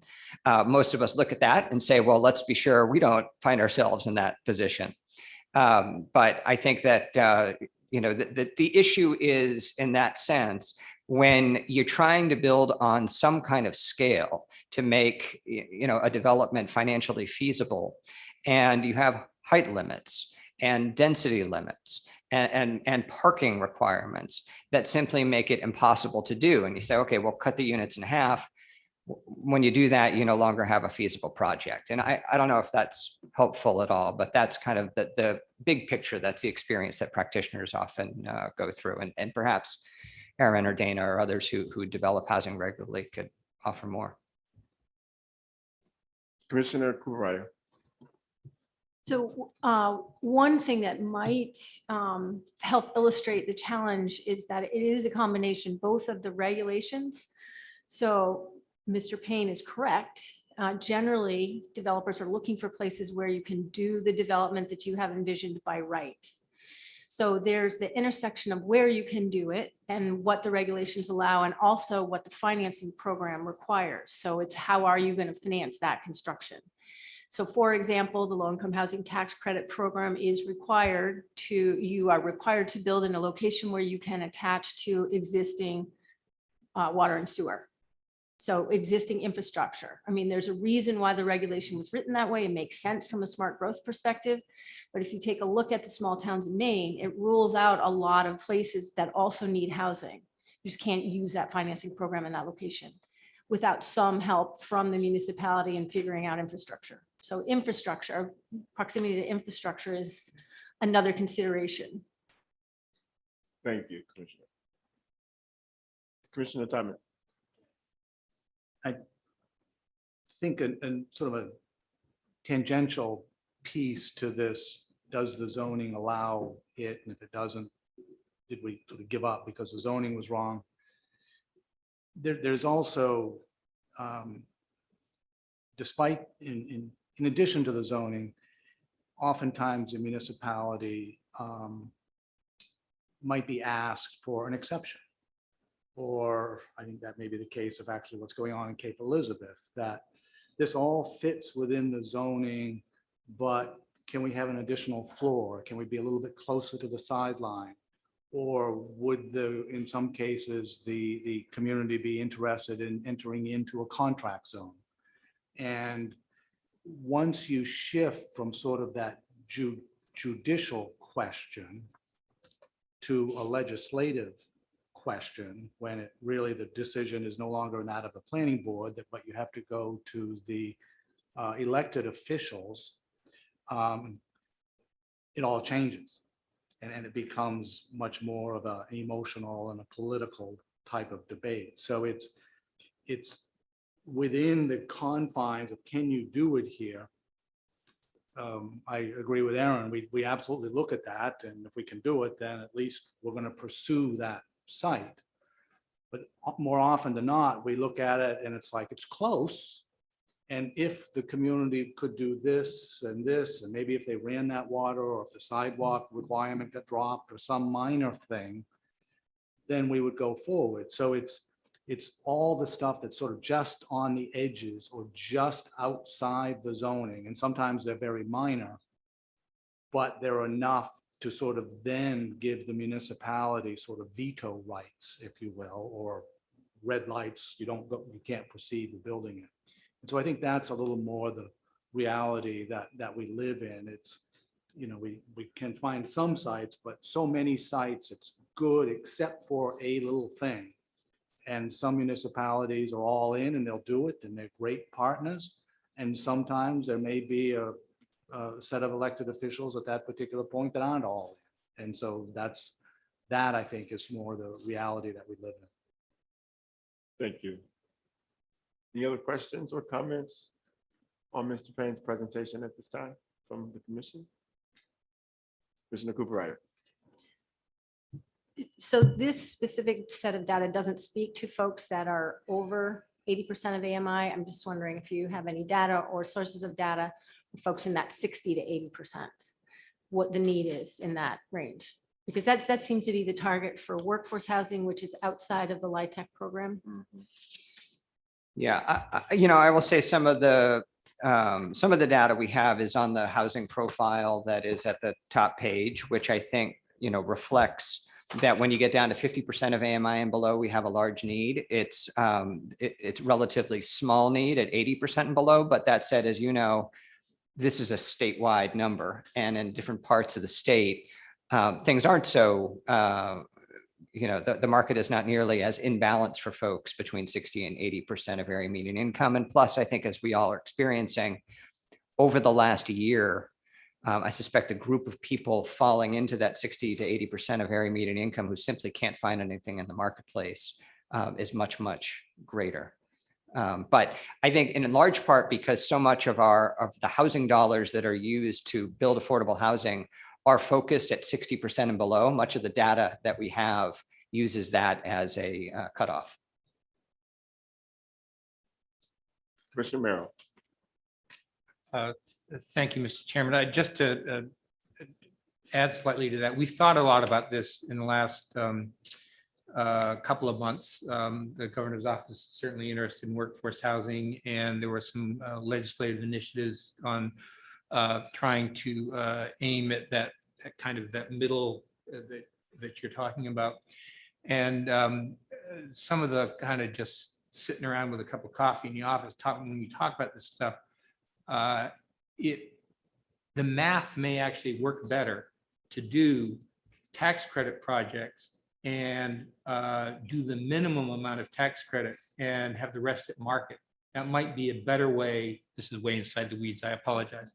But that may be a better way to actually get more bang for your subsidy. You can subsidize the market ones anyway with that, but that may be a more efficient way to get to serve that group. Any other comments or questions on the subject? Seeing none. We will move to the public comment period. I want to know of those present in the room today, could you please raise your hand if you intend to provide any public comment? I see 2 hands. And if you are online, I can see you as well. If you are an attendee, please raise your hand if you intend to provide public comment. I see. So we've got 3 people online that would like to provide public comment and 2 people in the room. I will ask staff if you need a break before we take public comment for stretching or bathroom. I do just want to mention, we have also received some testimony via email. Okay. And so we are forwarding that to you and we'll continue to do so as we receive it. Perfect. So with that, I'm going to invite the 2 people in the room to come forward first in whichever order you'd like. I'll let you decide. I'll go to my left. You, sir, please step forward. And when you provide your comment, I ask you keep it to about 3 minutes. We will not run a clock. Introduce yourself. If you represent an organization, please let us know. And then we will ask you questions if you inspire us to do so.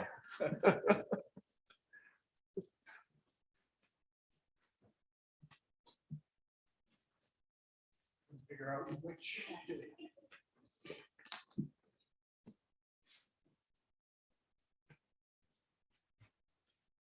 Good afternoon, Senator Hickman, Speaker Fecteau, Senator Pugliat, and Representative Arata, and members of the public who are serving on the commission. My name is Mal Carey. I'm a resident of Newcastle. My background has a little bit of socioeconomic data munging in its past, but it's mostly in the IT world. My interest in seeing what was going to happen here today was mostly due to my activities on the Lincoln County Regional Planning Commission board.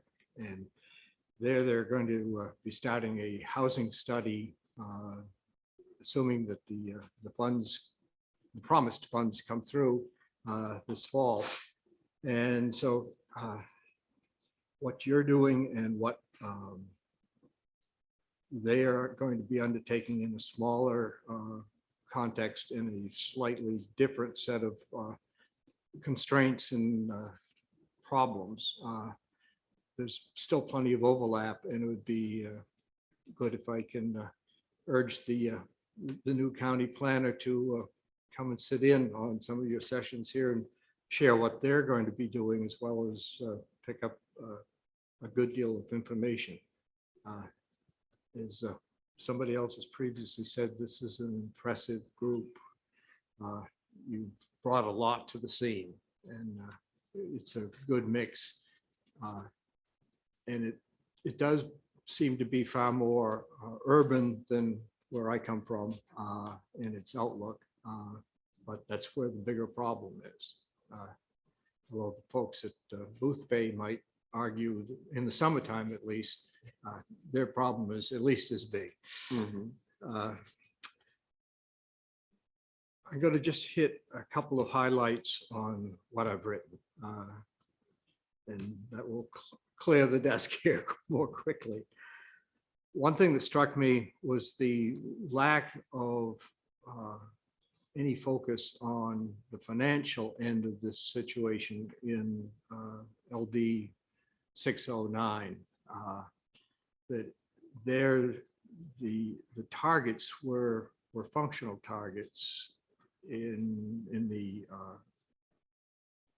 judicial side of the game. What was in town ordinances or state law that was an impediment, when almost everybody here today has talked money, not a little bit of the legal impediments, but it's the market that is a distortion of what we would like to see, I think.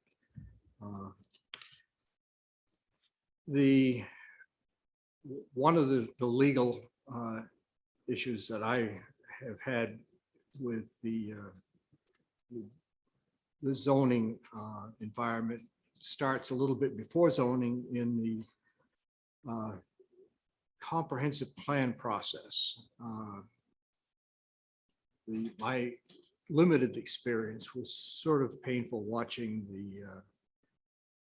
the lack of real substance, excuse me, to come out of our comprehensive planning process. It was a fuzzy, fluffy outcome that didn't really grab hold in a hard way on the questions that were really going to become important downstream and were really visible. But we ended up with expensive fluff and not answers to some of our questions. One of the key elements that I fault in our process was that we did not provide really true inclusion in the deliberative processes that were going on in the comprehensive plan building. And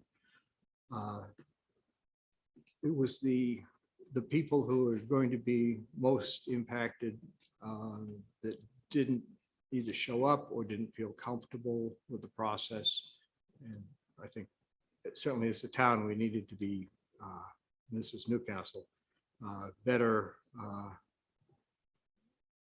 socially in inviting those that were not, let's say, by education or experience, prepared to speak eloquently about their positions.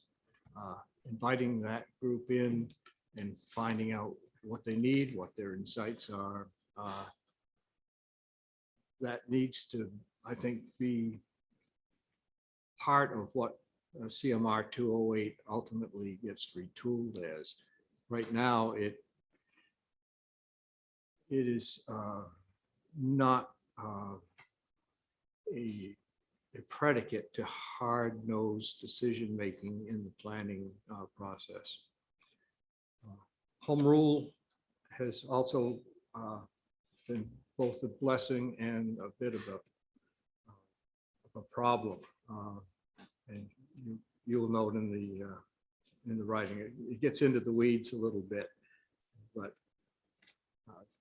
it even got down to the point where our town decided it was not going to subject itself to its own zoning, even though state law says something a little bit different, that they felt sufficiently enabled to take that step.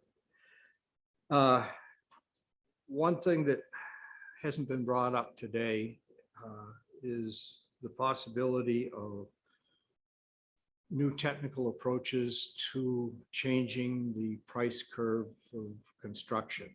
And I suggest that somebody somewhere in the group give a call to Habib Daga at Orono and sit down with him, maybe invite him here. What can his group legitimately undertake as a practical near-term regime for investigating what basically composite technologies can be investigated, brought forward for the market to produce my weird analogy is that of Legos, of building components that snap together in a variety of different ways to create at a relatively low price compared with on-site stick built new kinds of structures. And they certainly have gotten to the point where their cross-laminated systems will allow multi-story structures to be built.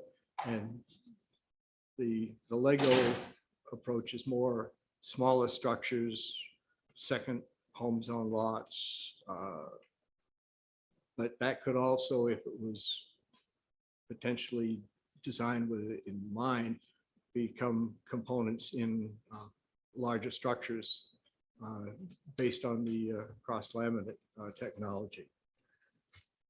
And with that, I would say thank you. And if you have any questions, my email address is on the paper, and be happy to answer any questions that you might have later or even now. Thank you, Mr. Carey, for your public comment. Are there any questions? Commissioner Dufour. Mr. Carey, thank you very much for your comments. Some of them were a little difficult to accept, but to receive, but hey, I hear you. I get it. We come from different perspectives, but I think we can get to the middle. I do want to point out one of the comments that you didn't verbally provide, which is with respect to the state planning office and reconstituting a version of it, maybe not the one we had several years ago. And from our perspective, we have missed this at a municipal level, a place that we could go and get advice and assistance in doing the planning. So I think this is a very important part of this conversation, providing communities the research, the resources they need to make really good decisions on planning issues. And you speak about resources as opposed to directives coming downstream. Yes. Speaker Fecto. Thank you, Mr. Chair. Thank you, Mr. Carey, for being here today. I appreciate your comments and the document you provided with those comments as well. In one portion of your comments, you refer to Title 30A, subsection 4326. I pulled that up here on my computer, which is obviously a pretty lengthy section of law. I don't anticipate, or I'm not asking for you to highlight some of the constraints or what you noted as conflicts within this title, but if you do have some of those comments in mind, if you could provide them as an addendum to that comment, I think it would be helpful to see specifically within this title what sections you're referring to that present some challenges, because I think it would be worthwhile for the commission to review this title of law. Obviously, there's a lot within this title that's directly in reference to the obligations of local municipalities, local leaders when it comes to planning and zoning. And some of my concerns there were about conflict were ones that were actually called out by the revisor's office in what is online currently. Thank you. Thank you. Any other questions? Commissioner Levine.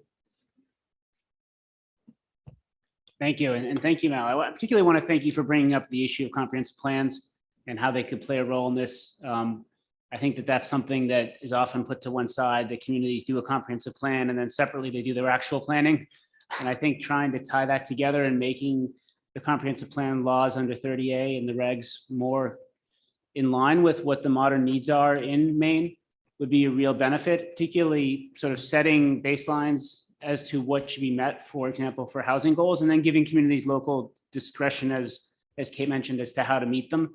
There's a little bit of that in there. It could be a lot closer linked. Right now, I think communities sort of grown when that 12 years passes and they have to do a new comp plan. Let's make it relevant and pertinent and contribute to the future of the state. Thank you. Commissioner Coopenrider. So I would also like to say thank you for your testimony. I live in Booth Bay and have been struggling with these same issues in Lincoln County for a long, long time. I think your point about the comprehensive plan is really well made, and I wanted to just tag on a little bit to Jeff's comments here, that if we were gonna take on looking at that, we might consider how to make it less complicated and easier for small towns to follow. Likewise, I'd like to tag on to Kate's comment earlier about the state planning office from the developer's perspective. Working in a small town that doesn't have a planner and doesn't have a lot of resources, the state planning office was often a resource for us in communicating with, a sort of trusted outside source that could communicate with town officials about what is reasonable or what is a reasonable way to interpret their own ordinances. That is helpful in getting development projects move forward. So those are two really important points, and thank you for bringing them up. Anyone else? Ms. Carey, for the benefit of those who do not have your testimony in front of them, I would just like to ask you in closing to read your final comment under section 5, those 2 short paragraphs.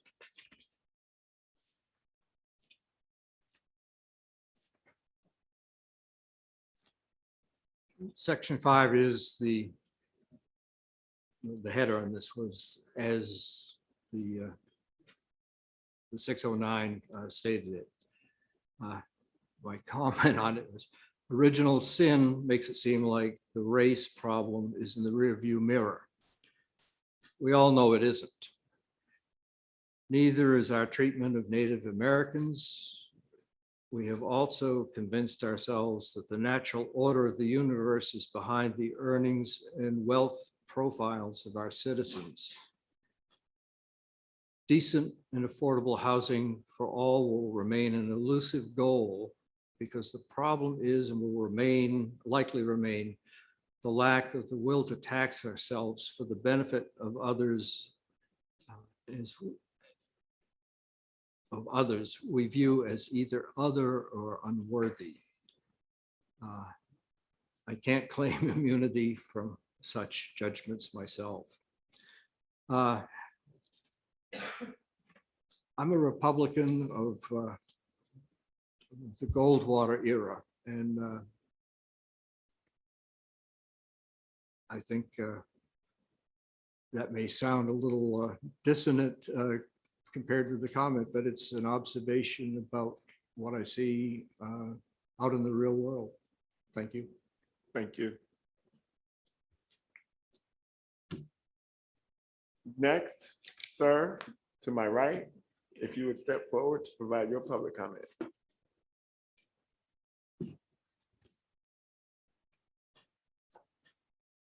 Yes, George Rowe. My wife and I live in Portland, Maine, in the West Bayside neighborhood, which many people over the years have associated as basically the epicenter of homelessness in the state of Maine.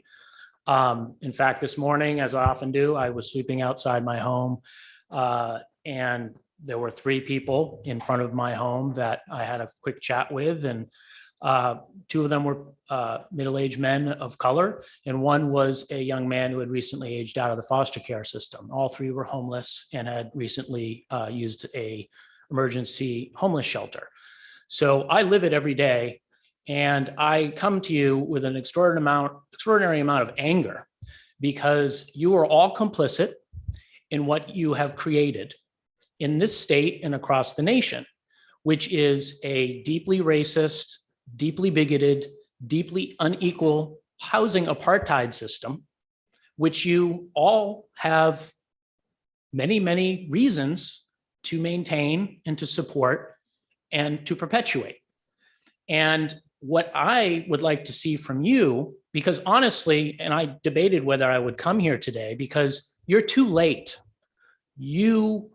First of all, it's unfair for the state of Maine to be expecting this small body to really move the needle, but you do have that opportunity to educate and to raise the alarm bells. But what you should be telling people is it's basically too late for the state of Maine to address this. A good example, you talked about growth a short while ago.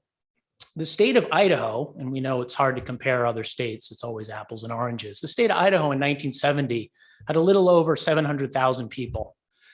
Maine at the same time, that census, had a little less than 1 million people.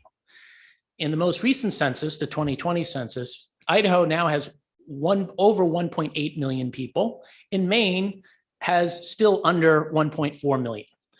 Idaho has seen real growth. There's over 1 million more people in Idaho in the last 50 years than where they started in 1970. Maine has basically stagnated. And one of the responses to that stagnation is our zoning. What has really happened, and this is one of the things you need to do, you need to look at the history. Zoning didn't come to Maine until 1926, where Portland first put in place its first zoning code. And that was allowed to happen because the Maine state legislature created a enabling legislation for that to happen. That enabling legislation was patterned after the original racist zoning codes that the Hoover administration was helping to propagate across the nation. So your DNA is the same DNA as all the other racist land use codes that have been created over the years. But our whole planning apparatus is basically to prevent housing, to create artificial scarcity, and to maintain profit for landlords, profit for certain kinds of building trades, profit for even affordable housing builders who now are so deeply invested in the system, they don't really want to change it. They just want to make sure that it has enough flexibility so that they can continue to do what they need to do every grant cycle, every funding cycle. But they really don't, because they're so tied into the system, they really don't want to change things. And that's why you really shouldn't actually be listening too much to the Maine Affordable Housing Coalition, because they are so deeply invested in the status quo that you're not going to get a lot of honesty from them. And although I did appreciate Mr. Payne earlier admitting that they basically self-censor. The things they bring to the drawing boards are only the things that they know for sure they can get through the political system and through the planning apparatus. And that's it. They leave so much on the table that gap is what you should be focusing on. How do we change that gap? How can we shrink it so that instead of Avesta building a 50-unit project, because of all the Maine housing requirements, all the zoning requirements, all the financing requirements, that we get a 70-unit project? Because when you build a foundation, you build a roof, every building needs one of those, but what goes in between makes a big, big difference. And you guys can be, that's the difference between people living in poverty, people living in homelessness, people not being housed securely, is literally project after project after project, underbuilding, decade after decade after decade. That is what you have created. And I wish, next to your placards, I wish each of you would be honest about where you live today, whether you're a renter or a property owner, the property you live in, what is the zoning category? Are you, for example, like Mr. Topman, do you live in an exclusively zoned area that it's illegal to build housing of a multifamily character? And I love the fact that Mr. Topman, for example, goes to community after community asking them to liberalize their zoning policy and their housing policy while he himself benefits from an exclusionary zone. where it is literally illegal to build multifamily housing on his block, in his own community, but yet he wants other people to do it for him in his organization.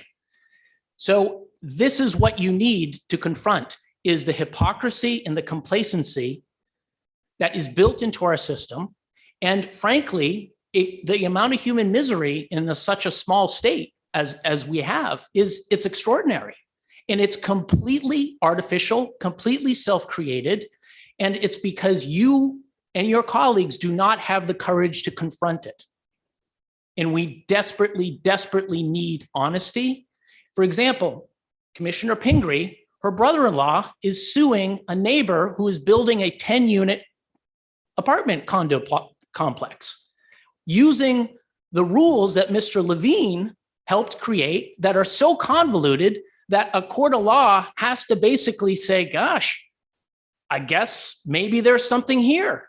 So now a very modest project that is not complicated. It shouldn't be complicated to build what's being built next door to Ms. Pinkery's brother-in-law, but yet there are enough rules that give weapons to a neighbor who is living in $1 million house next door to stop that project, make it more expensive, slow it down, maybe even they might have to ultimately, depending on what the judicial action is, go back and possibly demolish what they've already built.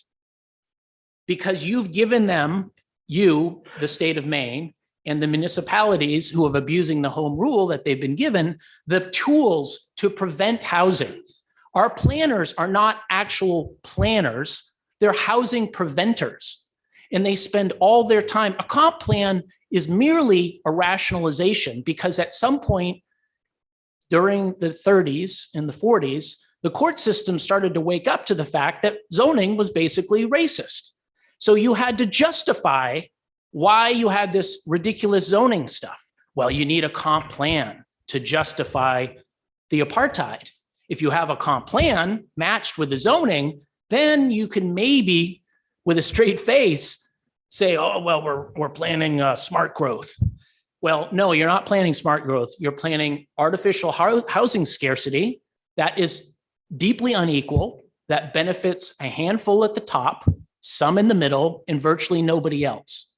And that's why the poorest in our society pay the most for their housing. That's why most of the housing subsidies in this country go to wealthy property owners through the mortgage interest tax deduction.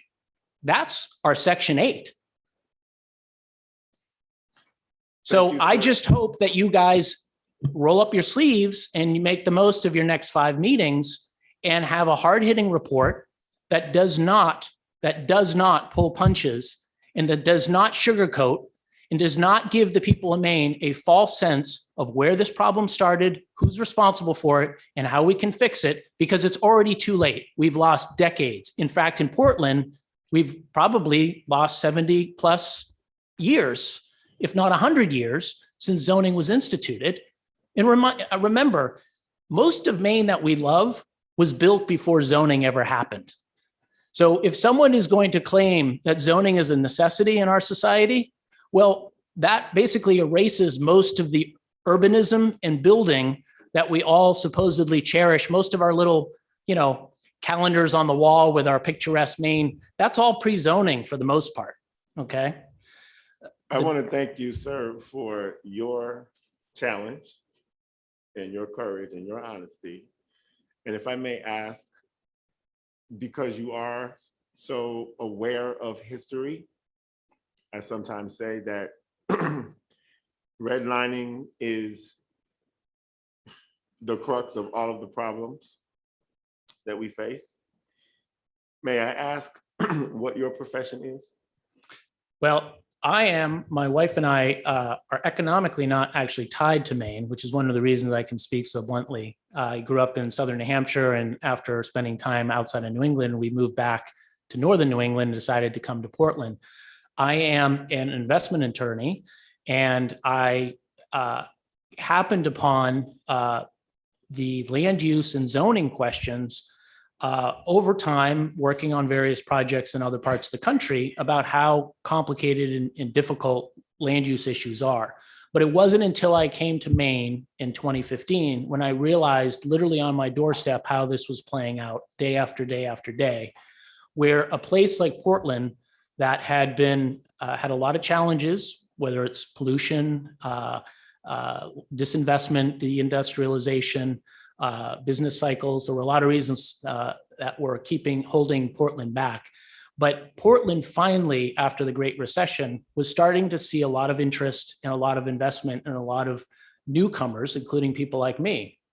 But what happened is, like so many places, there was a backlash. Nobody wants to see their communities change. Nobody wants to see their communities change rapidly. But what we have given those who don't want to see change and don't want to see equity, we've given them enormous tools to stop the change, prevent equitable solutions from ever coming to the table. And that legacy, I am complicit in, just like all of you. Can you please tell me your name one more time? Yes, George Rowe. Thank you. Rheault. I will now open the floor to the commissioners if they would like to respond to anything or ask any questions, because clearly you have named names and called people out. And I will offer the commissioners an opportunity to respond.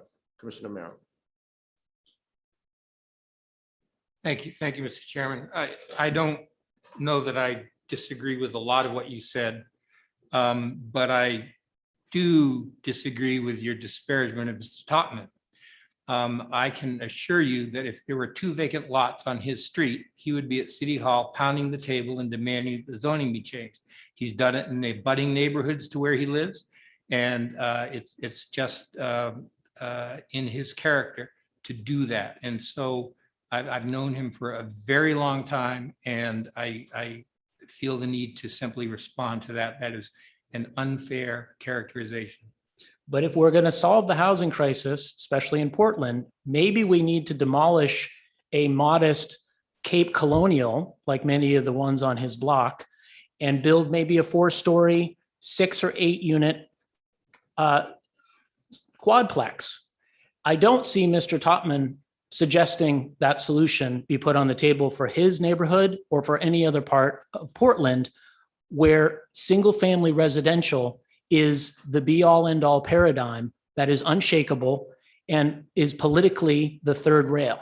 I don't want to turn this into a debate. Agreed, but I do think that I was not disparaging Mr. Topman as a personally, but he recognizes that there are limits to what the affordable housing advocates in this state are willing, where they're willing to go and what they're willing to say.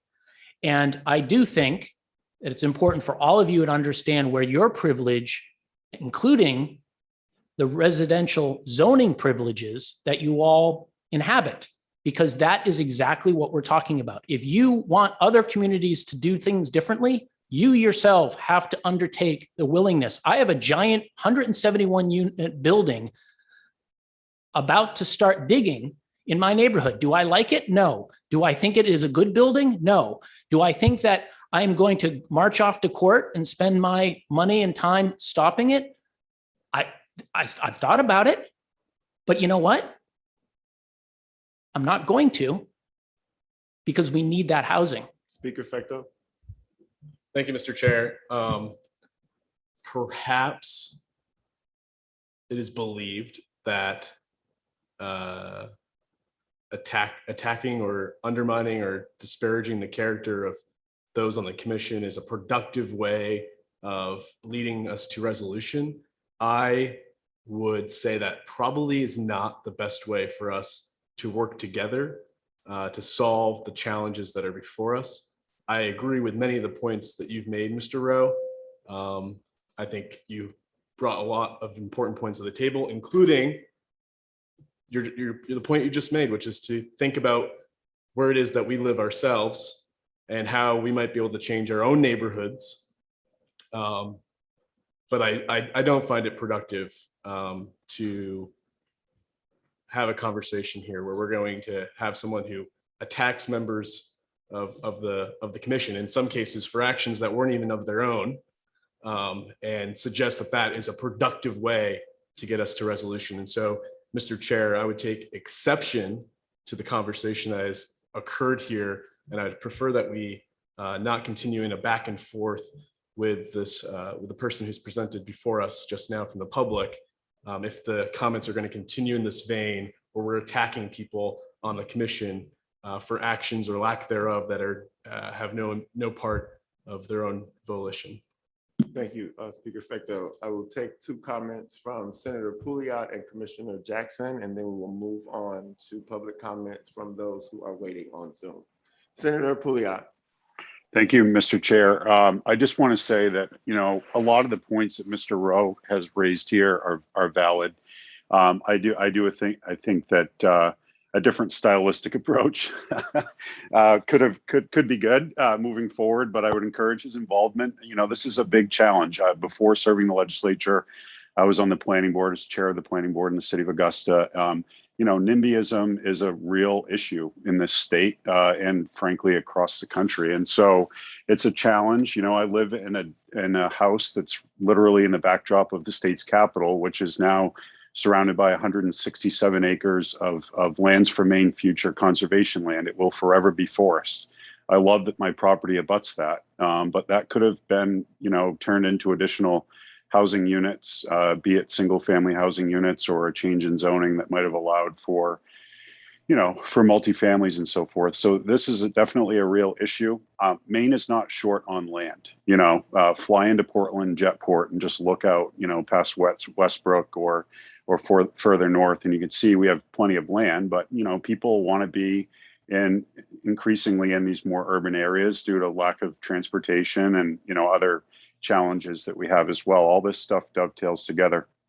You know, I do think that everybody that serves in the legislature goes to the legislature to try to help solve problems and serve the community.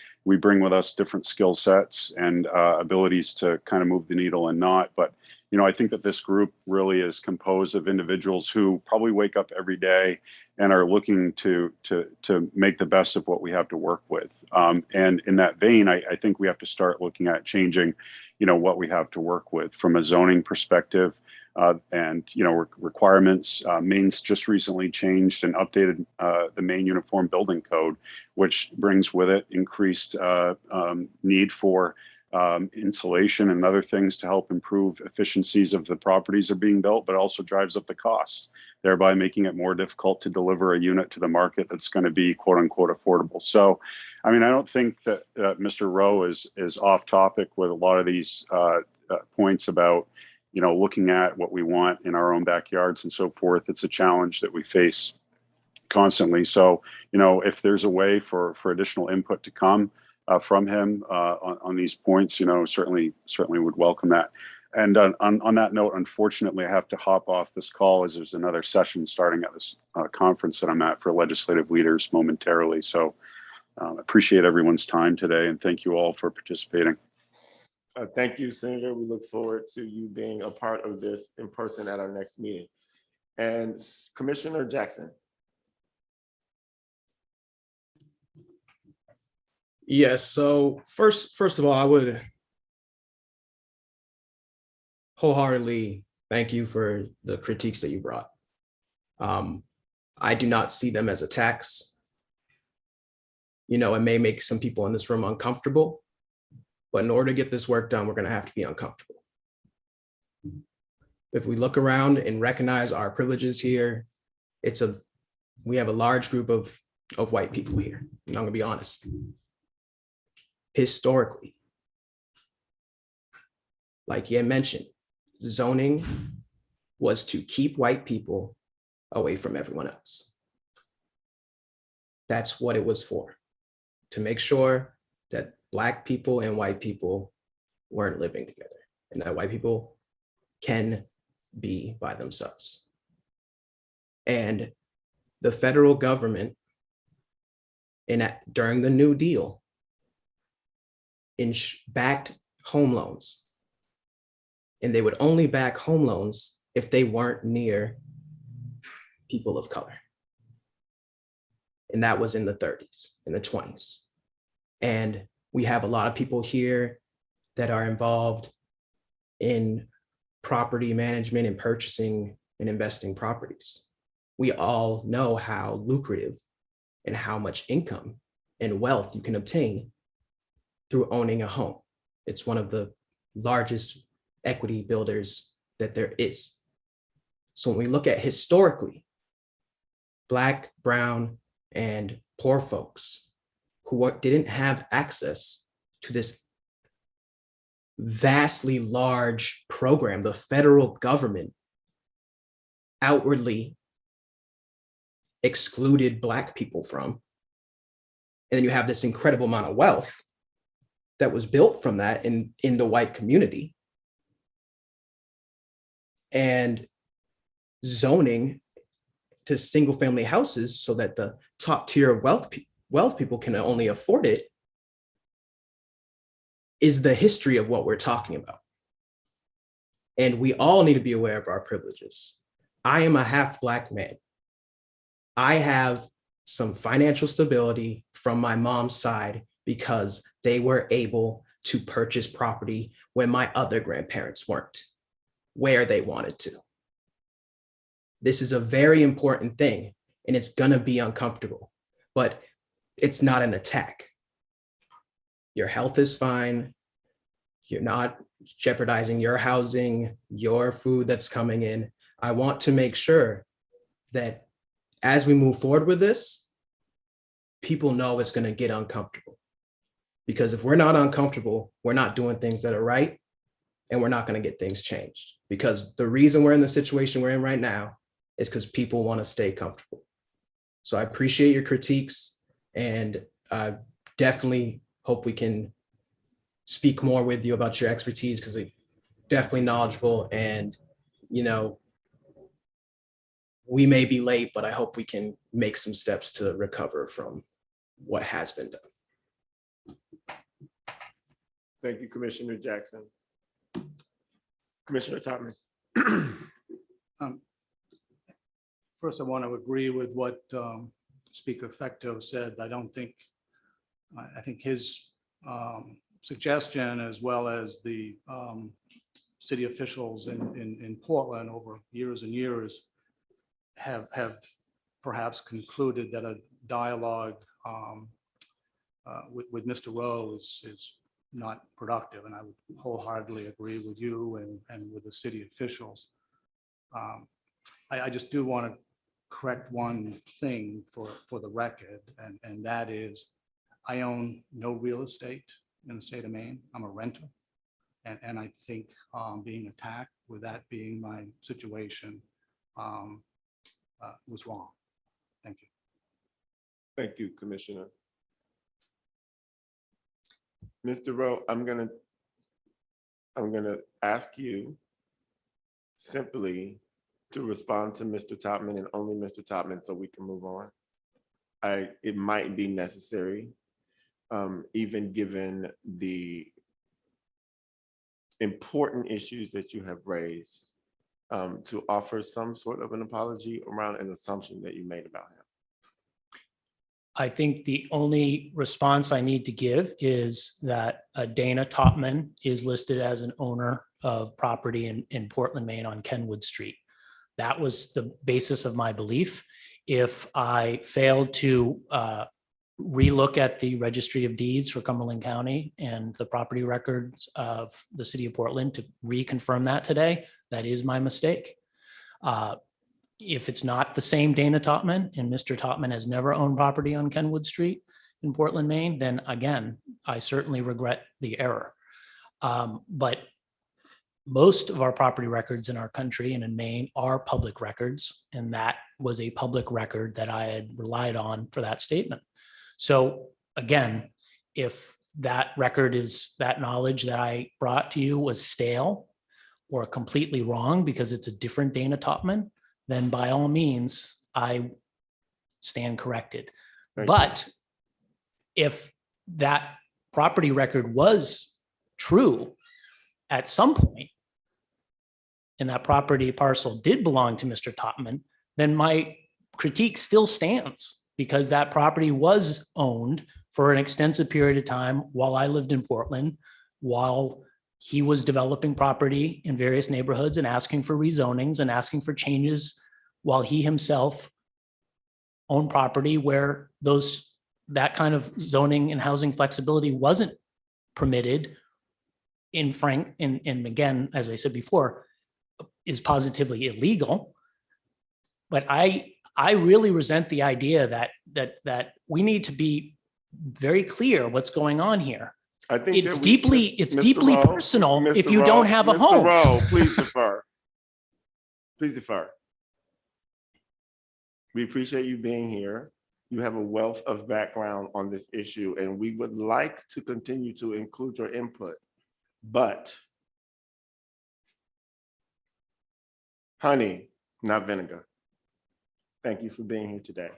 Someone died in front of my house a year ago in June. An unhoused person. So this is very personal to me. Please defer. I agree. Please defer. It's personal to me too. Okay, but But when we someone are says trying- that I am Mr. Rowe, hurting someone's Mr. Rowe, feelings when please- people are dying on the Mr. streets, Rowe, it's please- very difficult to accept Mr. that Rowe. as a legitimate critique. Mr. Rowe, please. And I Thank you for apologize for being my here. emotion. Thank you for being here today. Thank you. Thank you And for with indulging that- me. And that we will move to public comment from Zoom. And we will begin with Deborah Imbonwa. If I have pronounced your name incorrectly, I apologize. And then we'll move to Bridget Quinn and Doug Dunbar. I see there's one other attendee with their hand raised. That is Roberta Manter. Are you raising your hand in order to provide public comment?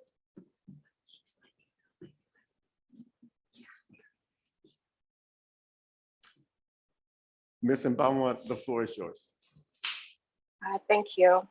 I'm sorry, everything that was just said very much impacted me just now.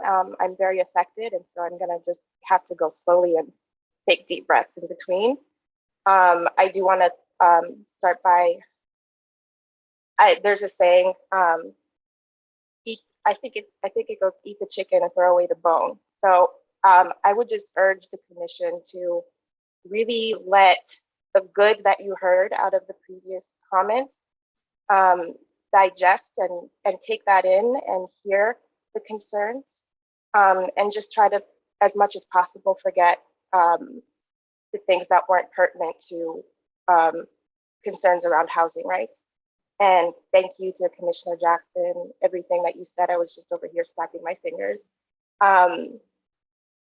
So here's my comment, and I'll keep it short and sweet. My name is Deborah Ibonwa. I'm a policy and legal advocate at Maine Equal Justice, which is a nonprofit civil legal aid and economic justice organization working to increase economic security, opportunity, and equity for low-income folks in Maine. I want to start just by saying that Maine Equal Justice was in support of LV 609, and thank you to Speaker Fecto for sponsoring that bill. And I'm glad that we now have this commission to do this important work. My only point, I won't echo everything that was in that full written testimony. The same things that we wrote in that testimony apply to for this public comment. But I will just urge the commission and echo kind of what a lot of what's already been said is to please prioritize zoning policy that will enable the development of truly affordable and truly safe housing, as well as preserving currently existing affordable housing. And when I say affordable housing, I speak especially about much of our clientele who are folks that are at 200% of the federal poverty level or lower. And I also want to offer Maine Equal Justice's support in any way that we can in crafting these policies. Any sort of research that we can provide. We're wholeheartedly prioritizing housing rights for this coming short session and beyond that. So I just want to offer that assistance. And I also want you to please think about the tenants who are also in housing that they can technically afford, but are in unsafe and very dangerous conditions and situations. and think about them. And for me, that is making the need for affordable housing truly all the more urgent. I think the focus should be on people that have less than all of the people in this room and all of us who are here remotely, people that are on the street. That should be the only focus when we think about these policies. And I also want to just take lastly a second to recognize and thank our dear friend, our Equal Justice Partner Circle friend, Commissioner Golak. Thank you so much for the work that you've done. Thank you so much for, I'm so glad that you are on this commission. And again, any support that we can provide, you know, you have a wonderful story, and I'm just so proud and so happy that you'll be taking the lead with this effort. And I thank you all, and I forgot to say good afternoon to you all, but I'll say good afternoon and leave it there. Thank you so much for your time. Good afternoon, and thank you for your comment. Are there any questions from the commission for Deborah Mbonwa? Seeing none. Thank you. Thank you. Next, we'll hear from Bridget Quinn. Good afternoon. Welcome. Afternoon. Thank you. Can you hear me okay? Yes. Brilliant. Thank you. Good afternoon, Senator Hickman, Speaker Fecto, and members of the commission. My name is Bridget Quinn, and I'm the Associate State Director of Advocacy and Outreach for AARP Maine. On behalf of our more than 200,000 members statewide, thank you for the opportunity to provide some comments today. I will try to keep my comments brief and not repeat things that have already been said. But with that, I'm here to talk about AARP's housing policy principles, where we focus on, among other things, improving home design, promoting affordable housing options, and ensuring that people can age at home for as long as possible. As this commission convenes and begins its work, it is our hope that you will consider the importance of diverse housing options, universal design requirements, and fair housing policy that will create more housing to serve Mainers of all ages. Many communities are designed with only single-family residential homes. Zoning often does not allow for other housing options such as duplexes or apartments, often referred to as missing middle housing. This lack of housing alternative in communities makes it difficult for those on a low to moderate income to afford housing. A diverse housing stock in a community allows for residents to have greater choice, have their individual needs met, and allows more people to stay in a community at different points in their life. As Speaker Fecto has highlighted, zoning rules have also restricted the options to build accessory dwelling units or ADUs in Maine. An ADU can be vital to a family caregiver who wishes to keep a loved one at home or close to home while allowing them to keep their independence. ADUs also can create affordable housing stock and enable more people to age in place. I'd also like to highlight and raise the importance of accessible housing that will accommodate needs of individuals regardless of age and ability. Housing that is built for everyone, including people with disabilities, allows people to remain in their homes as their needs change. For example, for those who may use a mobility device such as a walker or a wheelchair, they may need housing with no steps at the entrance, wide doorways and hallways, and an accessible bathroom at the ground level. We would encourage this commission to consider, study, and recommend requirements for universal design features to be incorporated into homes in your reporting. Finally, fair housing is another critical issue. Affordable, accessible, high-quality housing should be available to people of all incomes and backgrounds. Decades of discriminatory practices and policies in housing have negatively affected communities of color. Policy recommendations created by this commission should seek to alleviate the impact of past discriminatory housing practices and fully enforce protections against housing discrimination. AARP does have a wealth of resources available to support states and local communities in developing a diverse set of housing options and to serve all residents, and we are happy to help in any way that we can. Thank you for all of your leadership and the opportunity to provide comments today. If you do have any questions or need further information from me, I'm happy to leave my contact info with anybody. And as well as I know you do not have my comments printed in front of you, but I'm happy to send those forward if it is helpful. Thank you for your comments, Ms. Quinn. Are there any questions from the commissioners? Seeing none. Thank you for being here today. Thank you. Ms. Doug Dunbar, welcome. Please provide your comment. Thank you, Senator Hickman and Speaker Fecto and all of the other commissioners. Having worked in the legislature and the governor's office, I'm cognizant that you've already been going for almost 3 hours, I think, and it's never good to be one of the last speakers, but I appreciate your patience. I don't know the extent of your mission or everything you're supposed to be covering. I've heard a lot about zoning and I know nothing about zoning, but I've learned a little bit and I've appreciated the conversation. I appreciate Commissioner Jackson, all that he's had to say. Very briefly, I worked in Congress for 8 years as John Baldacci's communications director. I was his first press secretary in the governor's office. I went off to be Maine's chief deputy secretary of state when Dan Gwardowski, very nice man, was secretary of state. And then I spent 10 years as the communications and legislative liaison for the Maine Department of Professional and Financial Regulation. I'm telling you all of that only because of this. It all ended in 2017 when I went to jail for 4.5 months and then spent 15 months in the Penobscot County Adult Drug Treatment Court for my alcohol abuse. I self-medicate with alcohol beginning right after September 11th, 2001, when the terrorist attacks occurred. We're coming up on 20 years. I was right there on Capitol Hill as John's communications director. And lifelong OCD and anxiety, two mental illnesses that I told no one about, went completely out of control.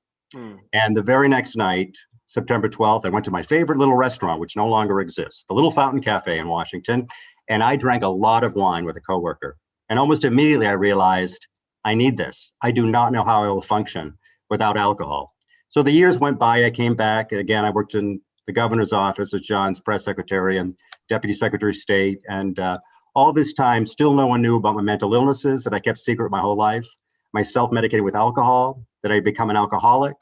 And then no one found out about my first 5 arrests. I was really good at bailing myself out of jail and continuing to drink and drive. I kept drinking because I was an alcoholic. I kept driving because I didn't want anyone in my life to know there were mounting legal problems. Fortunately, I never harmed anyone. On my 6th arrest, October 23rd of 2017, again, I went to jail for 4.5 months. And I've got to tell you, whether it pertains to housing or employment or what we've done as a society in many other ways, we have failed miserably. And I regret 2 things. First, I regret that I put public safety in jeopardy day after day after day, drinking and driving. And secondly, I regret that during my almost 30 years in government, I paid almost no attention to so many of these issues, including housing. And I've got to tell you, I would chuckle if it wasn't so serious when I hear people say there is no systemic racism. The only way, well, one way to disabuse yourself of that notion is to go to jail in Maine for 2 weeks. And I recommend it to all my friends who are in the legislature. I still have friends in the legislature, and I have friends who are judges and all. And I say, you know, everyone go to jail for 2 weeks. You would all race, you would trip over yourselves racing to the revisor's office to submit legislation to dramatically change so many things about our criminal legal system, about housing, about employment, so many things. You would trip over each other trying to get the revisor's office to submit bills. So the work that I do today, fortunately, I get mental health care now for my OCD and anxiety, and I'm fortunate to be employed at Eastern Maine Development Corporation. It's a nonprofit based in Bangor, but providing services to much of the state these days. And I work with people in recovery and leaving jails and prisons to get access to education, training, and employment. We created a new program called Connecting with Opportunities, and it is focused on the opioid crisis. And I was fortunate to be part of the group that wrote the grant proposal. We received $6.2 million last year to do more outreach and to provide more services to people in recovery and reentry situations. But you know what stops so many people? They don't have a place to live. We could do so much more getting people into employment if they knew where they were going to sleep at night. And so I don't really have much to offer other than a sense of urgency that I never had during 30 years in government. When I sat in rooms that you're in, when I wrote reports to go to the legislature that probably no one ever read, that I didn't feel the urgency that we all need. And it's just astonishing how we have failed. I'm talking about myself. We have failed in so many ways, and you're fortunate. You're fortunate to be able to be in a position to make change. But as someone has said, and that's so true, we need to have courage, and we need to have, again, just a sense of urgency. So I don't think I've covered really what I wanted to, but I just wanted to thank you for what you're doing. Say it's urgent. It's urgent. So many people who I met in jail in 2017, I pay attention to the roster of people who are in jails. And so many people who I met go in and out of jail over and over and over again. And so many of them are people of color disproportionately. And why do they go? One of the big reasons, of course, they don't have housing. So I thank you for letting me ramble on, but your work is so important, and I think you all know that, but I hope you all have the sense of urgency that we all should have. So thank you. Thank you, Mr. Dunbar. I want to ask you if the revolving recidivism that you just described from the people of color that you know, and others, but we're focused on people of color in your comment. Do you have any inclination that some of those people may commit crimes to go back into jail because at least there's a roof over their head and they have food to eat? Well, you know, yes. There's no question that some people, particularly given our weather, as the colder months come along, there are people I met who would rather be in jail than out on the street. You know, but if we really address the housing issues, we would have far fewer people in our jails and prisons. There's no question about it. And there are creative things we can do. And I think in your work, although zoning apparently is a big part of it, but I would imagine that there are going to be places in Maine or niches where there'll be different types of solution. For example, I have wanted to take some of the properties in Bangor, where I live. I actually live in Herman, but outside of Bangor, lots of properties that the city has not known what to do with, at least until property prices have skyrocketed. Mountain View Correctional Facility in Charleston, half an hour away, has this tremendous construction and carpentry program. And they have wanted their residents to be out in the community, showing their skills and contributing. If we could bring parties together like that, there's another program in another state where the drug court participants have partnered with Habitat for Humanity and other organizations to work on housing. There are just creative solutions out there if we could get people together, get the right people in the room, and be creative and be thoughtful and be urgent. But you're absolutely right. There are people who would rather be in jail. There's no question about it. Last thing I'll say, anytime I have a chance to talk to people, keep in mind that the people in our jails who go in and out are poor and sick, disproportionately people of color, and young. And we have failed them in so many ways. We would rather spend billions and billions and billions of dollars housing the people we view as problems rather than focus enough of our resources and attention on the problems. We'd rather house the people we view as problems than to really aggressively, creatively attack the problems themselves. There's no question about it. You all should go to jail for 2 weeks. I highly recommend it. It would change your life. Commissioner Jackson has a question.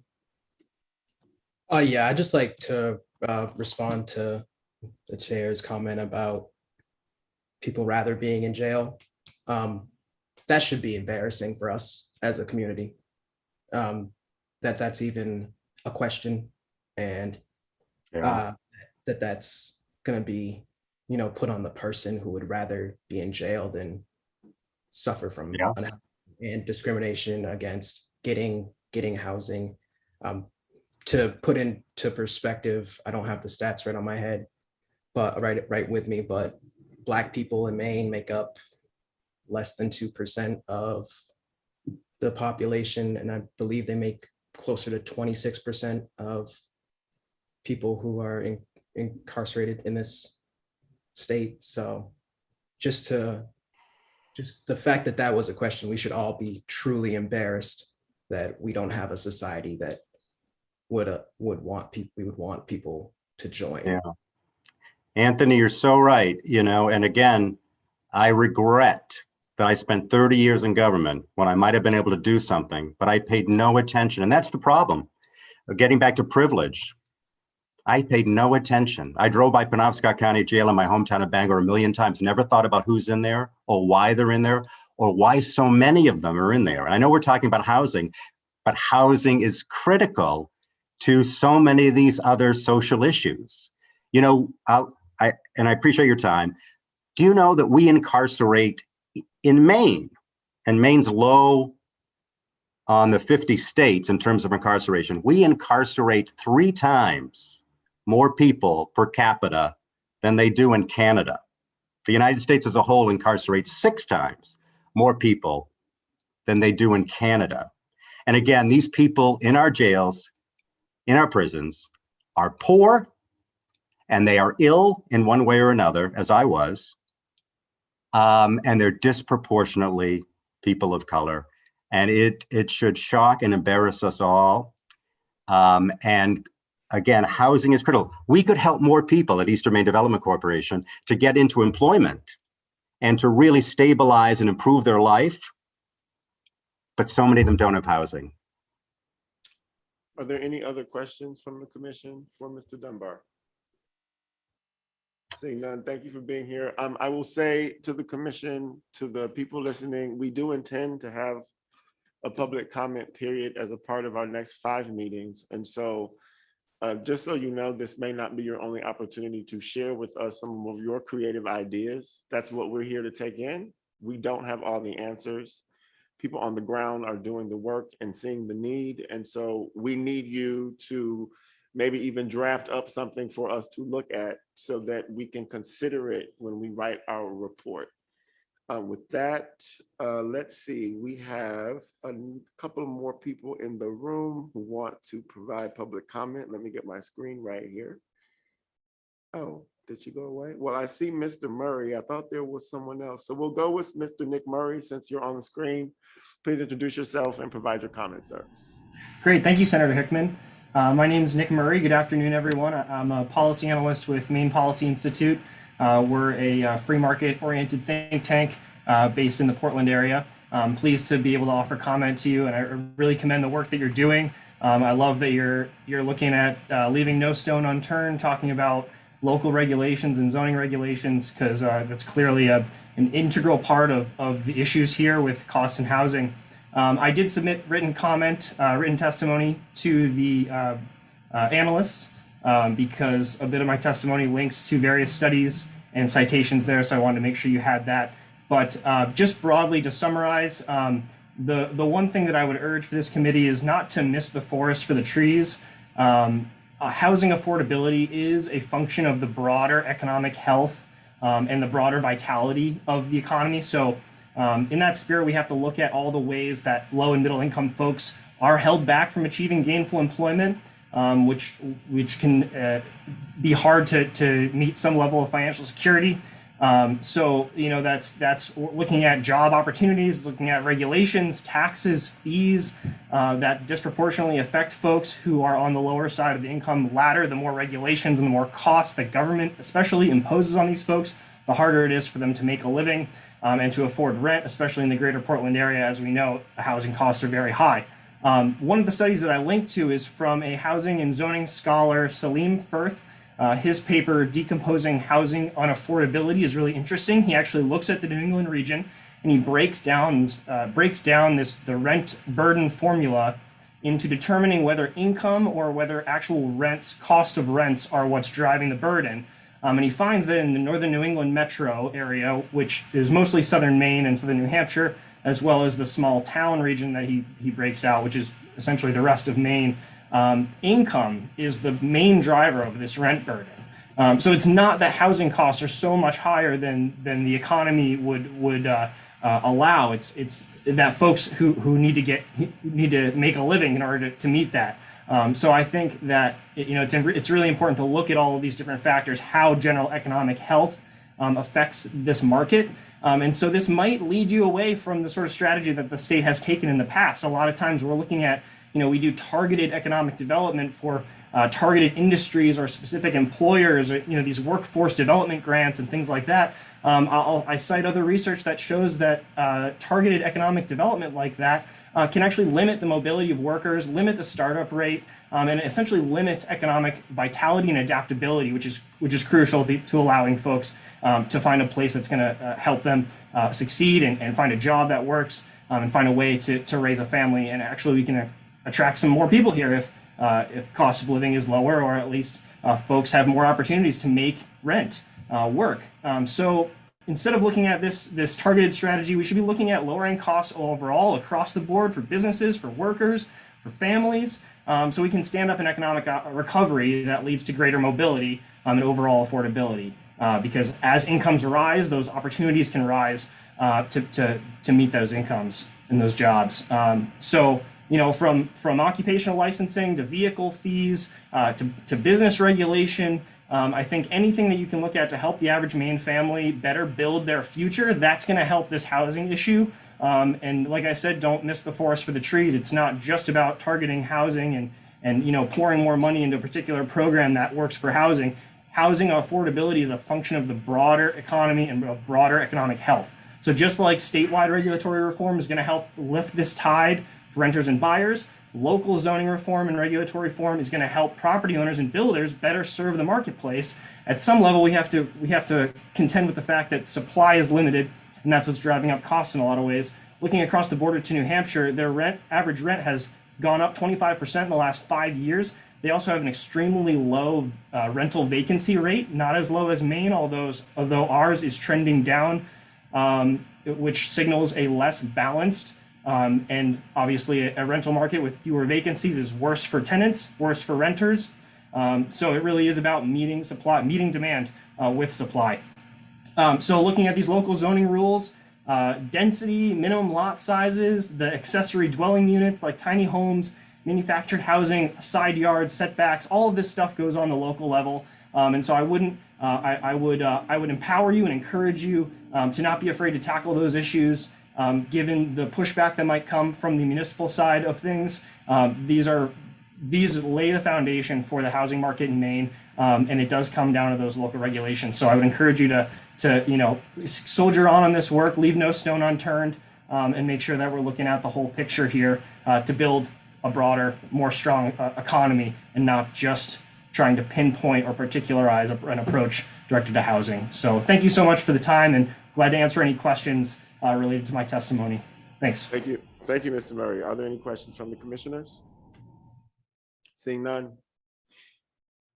Are there any other attendees who are Zooming who would like to provide comments that have not already? If so, please raise your hand. Seeing none. That concludes the public comment period for this, our first meeting. Commissioners, thank you for your indulgence and listening to some uncomfortable things. It is true that we will have to do some uncomfortable work here, despite sometimes a style that may not necessarily be received very well. Does anyone want to say anything about the public comment period that you haven't said? Commissioner Coopenrider. So I would just like to say that I appreciate the interest, the level of interest, the level of research that some folks have gone to in order to provide comment to us and to reassure folks that the affordable housing industry is hard at work on all these issues. And there's data and there are programs and there's information available to support all of our work here in these areas. Specifically, some of the comments I heard about universal design concerns, those are actually baked into the building codes. And we can look at those if we need to. Likewise, there is a housing first model that most folks working in the affordable housing industry understand. And it's wonderful that is risen to the level of general understanding among the among all of our communities, that housing is really, really, really important as a springboard for everything else that happens in your life, for education, for job training, for economic advancement. So I'm just really energized by the comments and looking forward to making a difference. Thank you, Commissioner Cooper. We had a person who wanted to provide comment. I think she probably got bumped off the internet. She is back. It looks like she's connecting. Her name is Roberta Manter. So we will take one more public comment because technical difficulties can sometimes sidetrack us. And so we'll give her an opportunity to reconnect. I see it happening on my screen. In the meanwhile, does anyone else have a comment that they would like to say regarding the public comment we've heard so far? All right, in that case, we will wait for the internet to connect. Please be patient and stand by.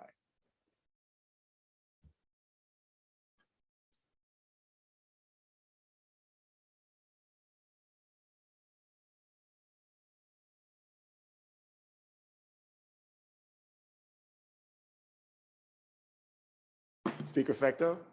Thank you, Mr. Chair. Just as a note for commissioners, this is probably the time where we'll have likely the highest attendance amongst commissioners at a meeting in person. So if you don't mind sticking around afterwards for a photo, so we can have that for historical record, that'd be great. Perhaps if there's a time where we have full attendance at a future meeting, we can retake a photo, but I suspect that this will probably be the meeting where we have the most full attendance physically present. So did I see a hand?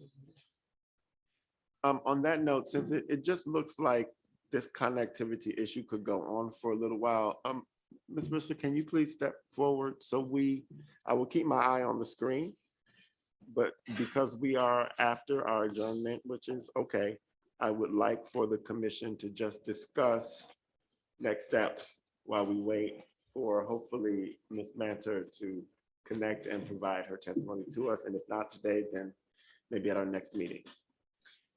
Absolutely. So we did try to reserve some time at the end of this meeting to talk about next steps, which is both picking a next meeting date to figure out when as many of you are as available as possible.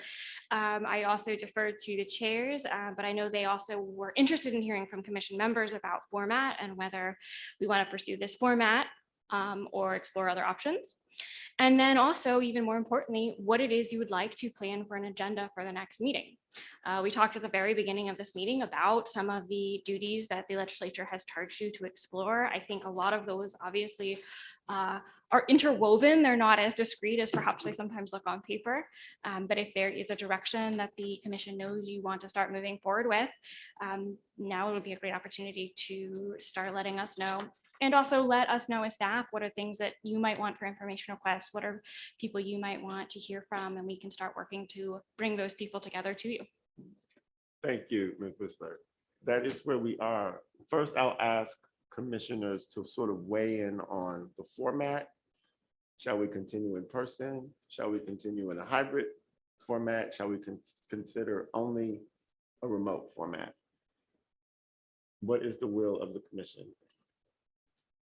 I don't want to make all the decisions. Commissioner Merrill. I like being in person to the extent that we can, and allowing, of course, for Zoom for people who can't. It's my personal preference. Would be what we just did today. Anyone else have any comment on that? Representative Arata. Well, as a former geneticist, I can tell you that a hybrid is more vigorous than either purebred alone. So I'm for hybrid, All right. hybridization. Does anyone object to us continuing in this format? How's that for a question? Seeing no objections, we will continue in this format going forward. If I may, because it is a new format, we are trying to always improve. Yeah. I'm certainly making some notes of things that I have noted, and I've received some comments as well about trying to make sure we have materials posted online as quickly as possible, as well as I know sometimes it's difficult if you don't have the paper copies in front of you. So we are certainly taking notes about ways to improve the process, but if members are certainly the chairs, if you hear anything that would make this work better, we are open, and I don't make any promises. That's a little above my pay grade, but I will certainly bring that to the attention of those who can try to work to make sure it goes as smoothly as possible.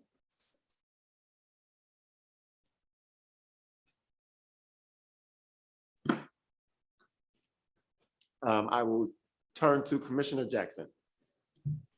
Yes, if I could just get is this going to be like a reoccurring link for public participation? 'Cause I'm sure some of the organizations that I work with would love to at least I watch. think I heard you ask, are we going to have a reoccurring public comment section? Well, even if it's not public comment, but an easily accessible link that gets shared that we can share with others. Oh, okay. So the question is, will we reuse this link over and over again, or will we have a new link? That is a great question, which I will work on getting an answer for. Actually, our committee clerk may have a good answer. Okay, so every time we set up a meeting, it is a new link. And with that being said, I see that Roberta Manters is here. If no, now she's gone again. Can you hear me? Yes. Okay, well, that's good because something's wrong with my video. My apologies. I've been listening to you for the whole hearing, or trying to, because my speakers on my computer aren't that good. And now, just when you took me on, it started giving me problems. So if you can at least hear me. Yes. My perspective is a little bit different. By the way, I'm Roberta Manter. I'm from Fayette, Maine. Thank you to the committee for allowing me to speak today. My perspective is a bit different. As a white person who has lived below the poverty level for the last 40 years, I have a little bit different view on this than I think most of the other people who have spoken today. My husband and I made the choice years ago, rather than both of us continuing to be workaholics and working long hours at jobs that would keep us from ever seeing each other or having much of a life, so that we could afford to pay for a good house where we were, we decided to move into the backwoods of Maine on a discontinued road. And because of that, we were able to escape most zoning regulations, especially after the town spent tens of thousands of dollars to prove that the road that we're on remains a public easement, even though all maintenance has been discontinued. So we've had our own struggles, but because we did not have zoning regulations, we were not limited on what size house we had to have or what accommodations we had to make for the zoning regulations. So we were able to live extremely frugally. We were able to survive all these years on a below poverty level income. We are off grid, we make our own power, we don't have a mortgage. And as I said, we don't have any zoning restrictions. Our daughter has continued the same kind of lifestyle. She and her husband made a similar choice and they moved onto a backwoods piece of property. They are also off grid. They now have 3 children. And they have lived for the last 14 years also on a below poverty level income and have done very well because they know how to scrounge. But the road that they are on is a private road, and the beginning of the road has 2 subdivisions on it. And I looked recently at the restrictions on the subdivisions, and if they had had to abide by those restrictions, they would not have been able to live there. It would have been absolutely impossible. They built their house out of rammed earth and tires. And then they've added on to it with some more conventional building methods since then. But the original house was built of rammed earth and tires, which is highly labor intensive, but costs practically nothing because junkyards will give away their tires so they don't have to pay to get rid of them. They are extremely good at scrounging, but if they had been down the road in that subdivision, they would have had to have a minimum house size, which they could not do. But therein would be considered a tiny house under today's standards, I believe.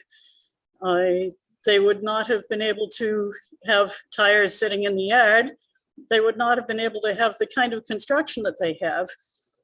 They would not be able to have their huge garden and their flock of chickens. There are all kinds of things in that subdivision down the road that they would have been prohibited from doing, and they would not be able to make it on the income that they have. The way we look at zoning regulations is, yeah, there's a place for them when it comes to maybe saying, okay, this part of the town, the soil is not suitable for heavy development.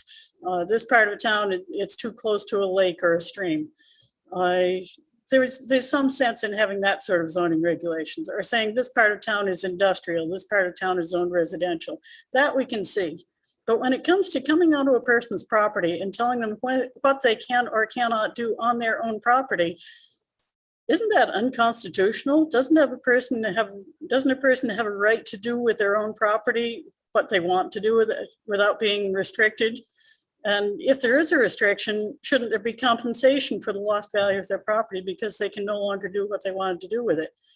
I can see in, say, a gated community where somebody buys in knowing what the restrictions are and agreeing to those restrictions because they want to live in that sort of a community. Maybe they don't want to have children running around and making noise. Maybe they don't want to have roosters crowing in their next door neighbor's yard. I can see, buying into a gated community for reasons like that. But if you don't buy into a gated community, even if you go to the town in advance and ask what the zoning regulations are, what's to say they're not going to change the zoning regulations after you're there? Or maybe you find a piece of property that looks perfect. It looks like just what you want and it's something you can afford.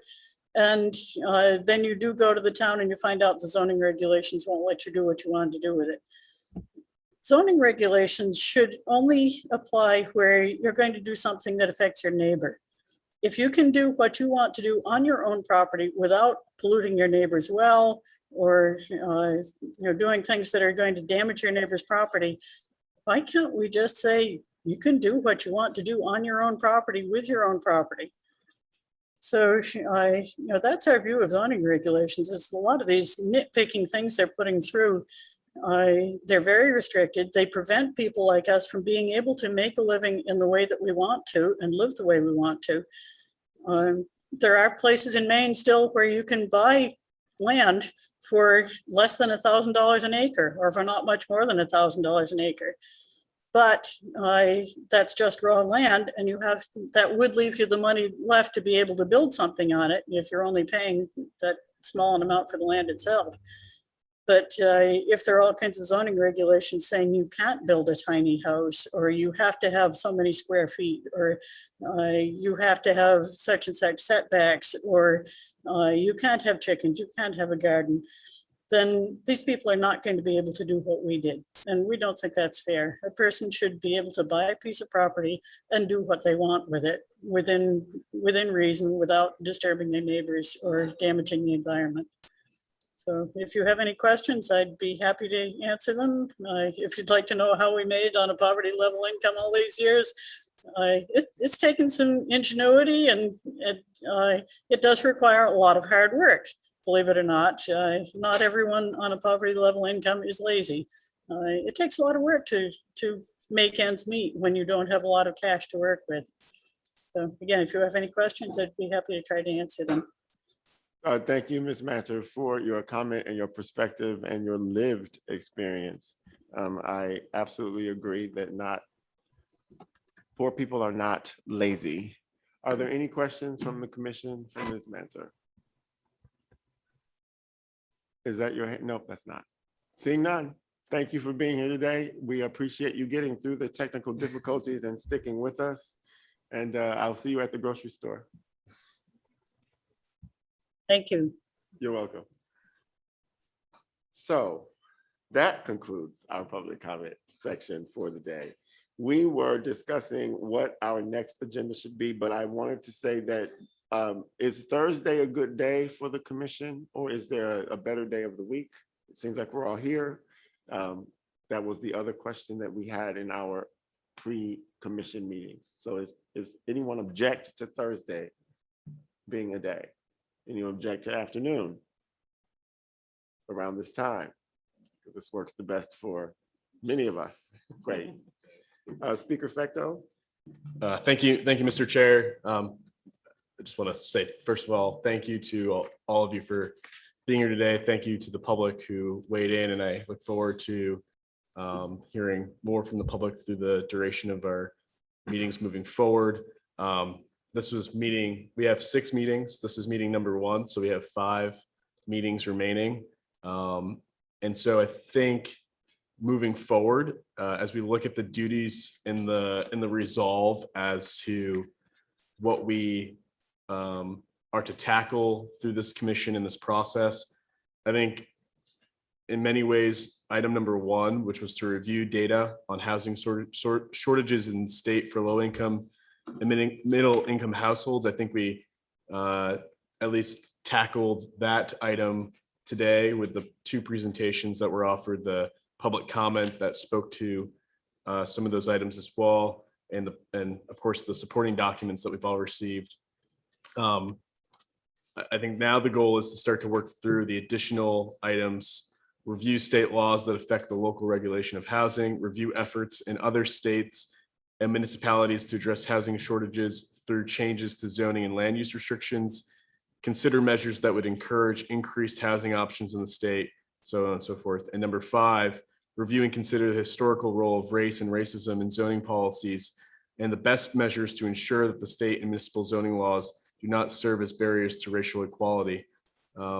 I would suggest for our next meeting that number 5 be on our agenda. I think it sets, much like number 1, sets a lot of the tone for the discussion that we are to undertake over the course of these next several meetings. I think it will help inform the decisions that we're going to make. And I suspect that there are probably other states that have done this work, similar work to what's listed in number 5. And perhaps we can even learn from some action items that other states have taken to address the historical role of race and racism in zoning policies that may even well inform us on the actions that we should take moving forward for the totality of the issue that zoning and land use restrictions have presented to the construction of affordable housing in the state. So that would be my suggestion. And I guess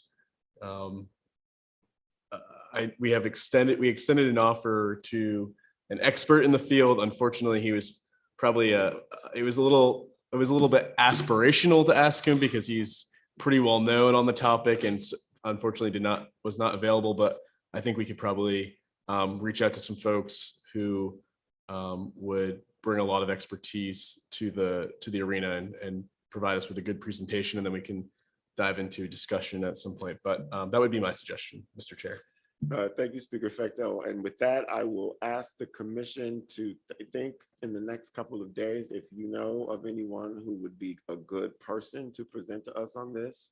It sounds like there are some folks in the room who certainly know about this history. We have Commissioner Jackson, who has made it very clear that he knows about this history. I'm not going to present on this. I could, but I will not. So we want to make sure that we are getting a high-level presentation. You know, history repeats itself. And as much as it is uncomfortable to talk about race, I think what we probably realize deep in our hearts is that the policies from the New Deal administration that didn't even allow a farm worker who was freed from sharecropping to move into the town that he lived in created a lot of problems that have affected people of all backgrounds over the course of our history. And so while people get uncomfortable talking about race, we have to understand, as we heard in our very first piece of testimony from Mr. Carey, who was still with us, that everybody got punished because of it. And so the situation that has allowed one member of the public, Mr. Rowe, to be angry at us and express his emotion about how we got to where we are goes back to this. And so I want us to have a very competent, high-level background presentation on this so that we are all aware of the nuances of that history and how it has brought us to a place where you cannot do on your property what you would like to do because someone else needs to keep you from being there. That is where we are. And so I hope that we can put our brainstorm hats on and look into the people we know and find someone who can come and do that for us at our next meeting. And if we can't get it done for the next meeting, we will be nimble and we will be flexible and we will adapt and we will tackle another set of issues that we are charged to do. Anyone have any comments about this? Speaker Fecto.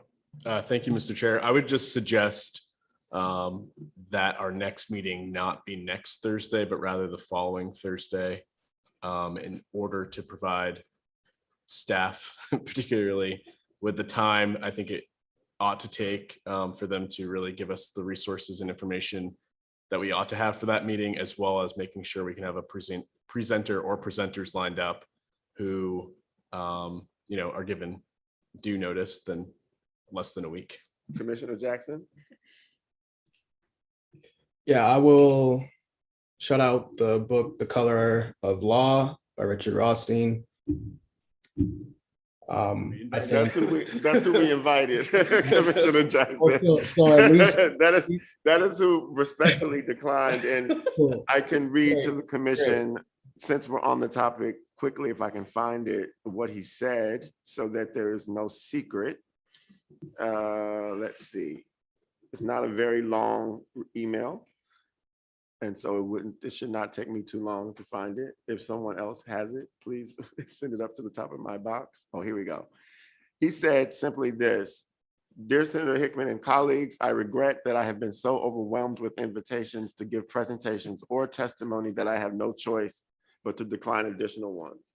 Regarding your topic, once a community was segregated by racial covenants and/or the racially explicit actions of government, banks, realtors, and developers, the segregation can then be perpetuated, reinforced, and exacerbated by racially face-neutral policies that have a disparate impact. The most powerful of these is probably single-family zoning. Another is a property assessment system that is discriminatory in effect, if not in intent. Abolishing single-family zoning is a necessary first step, but will not result in itself in the redress of segregation. Segregation was created by racially explicit policy, and it is not realistic to expect to remedy it without equally race-explicit policy.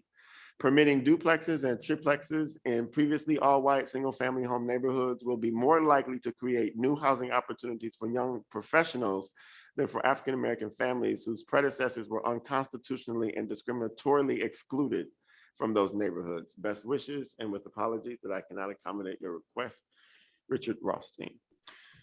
Great. So, and the reason why I wanted to just bring up the book is because, one presentation for, hour and a half, 2 hours it's not going to set in. This work, it needs to be this work needs to be done personally as well. So the book is called The Color of Law. If anyone here would like a history on zoning, it's pretty comprehensive. If you don't mind some cuss words and some vulgarity, there's a show called Last Week Tonight by John Oliver that goes over it, not just housing discrimination in general. It's a little bit, it's pretty easy to digest, but Commissioner Jackson, can you repeat the title of that? I missed that title. I'm a little apprehensive. It's to shout it out because it's not PG-13. So okay. Yeah. Feel free to reach out to me if you'd like to have that forwarded. Okay, that's fine. But yeah, I want to just like I said, we having one speaker come here for an hour and a half, 2 hours isn't going to be able, it'd take a whole seminar to cover all of the, for months to cover all of the discrimination practices and the history of and racism behind it. So I encourage everyone to do their own personal research.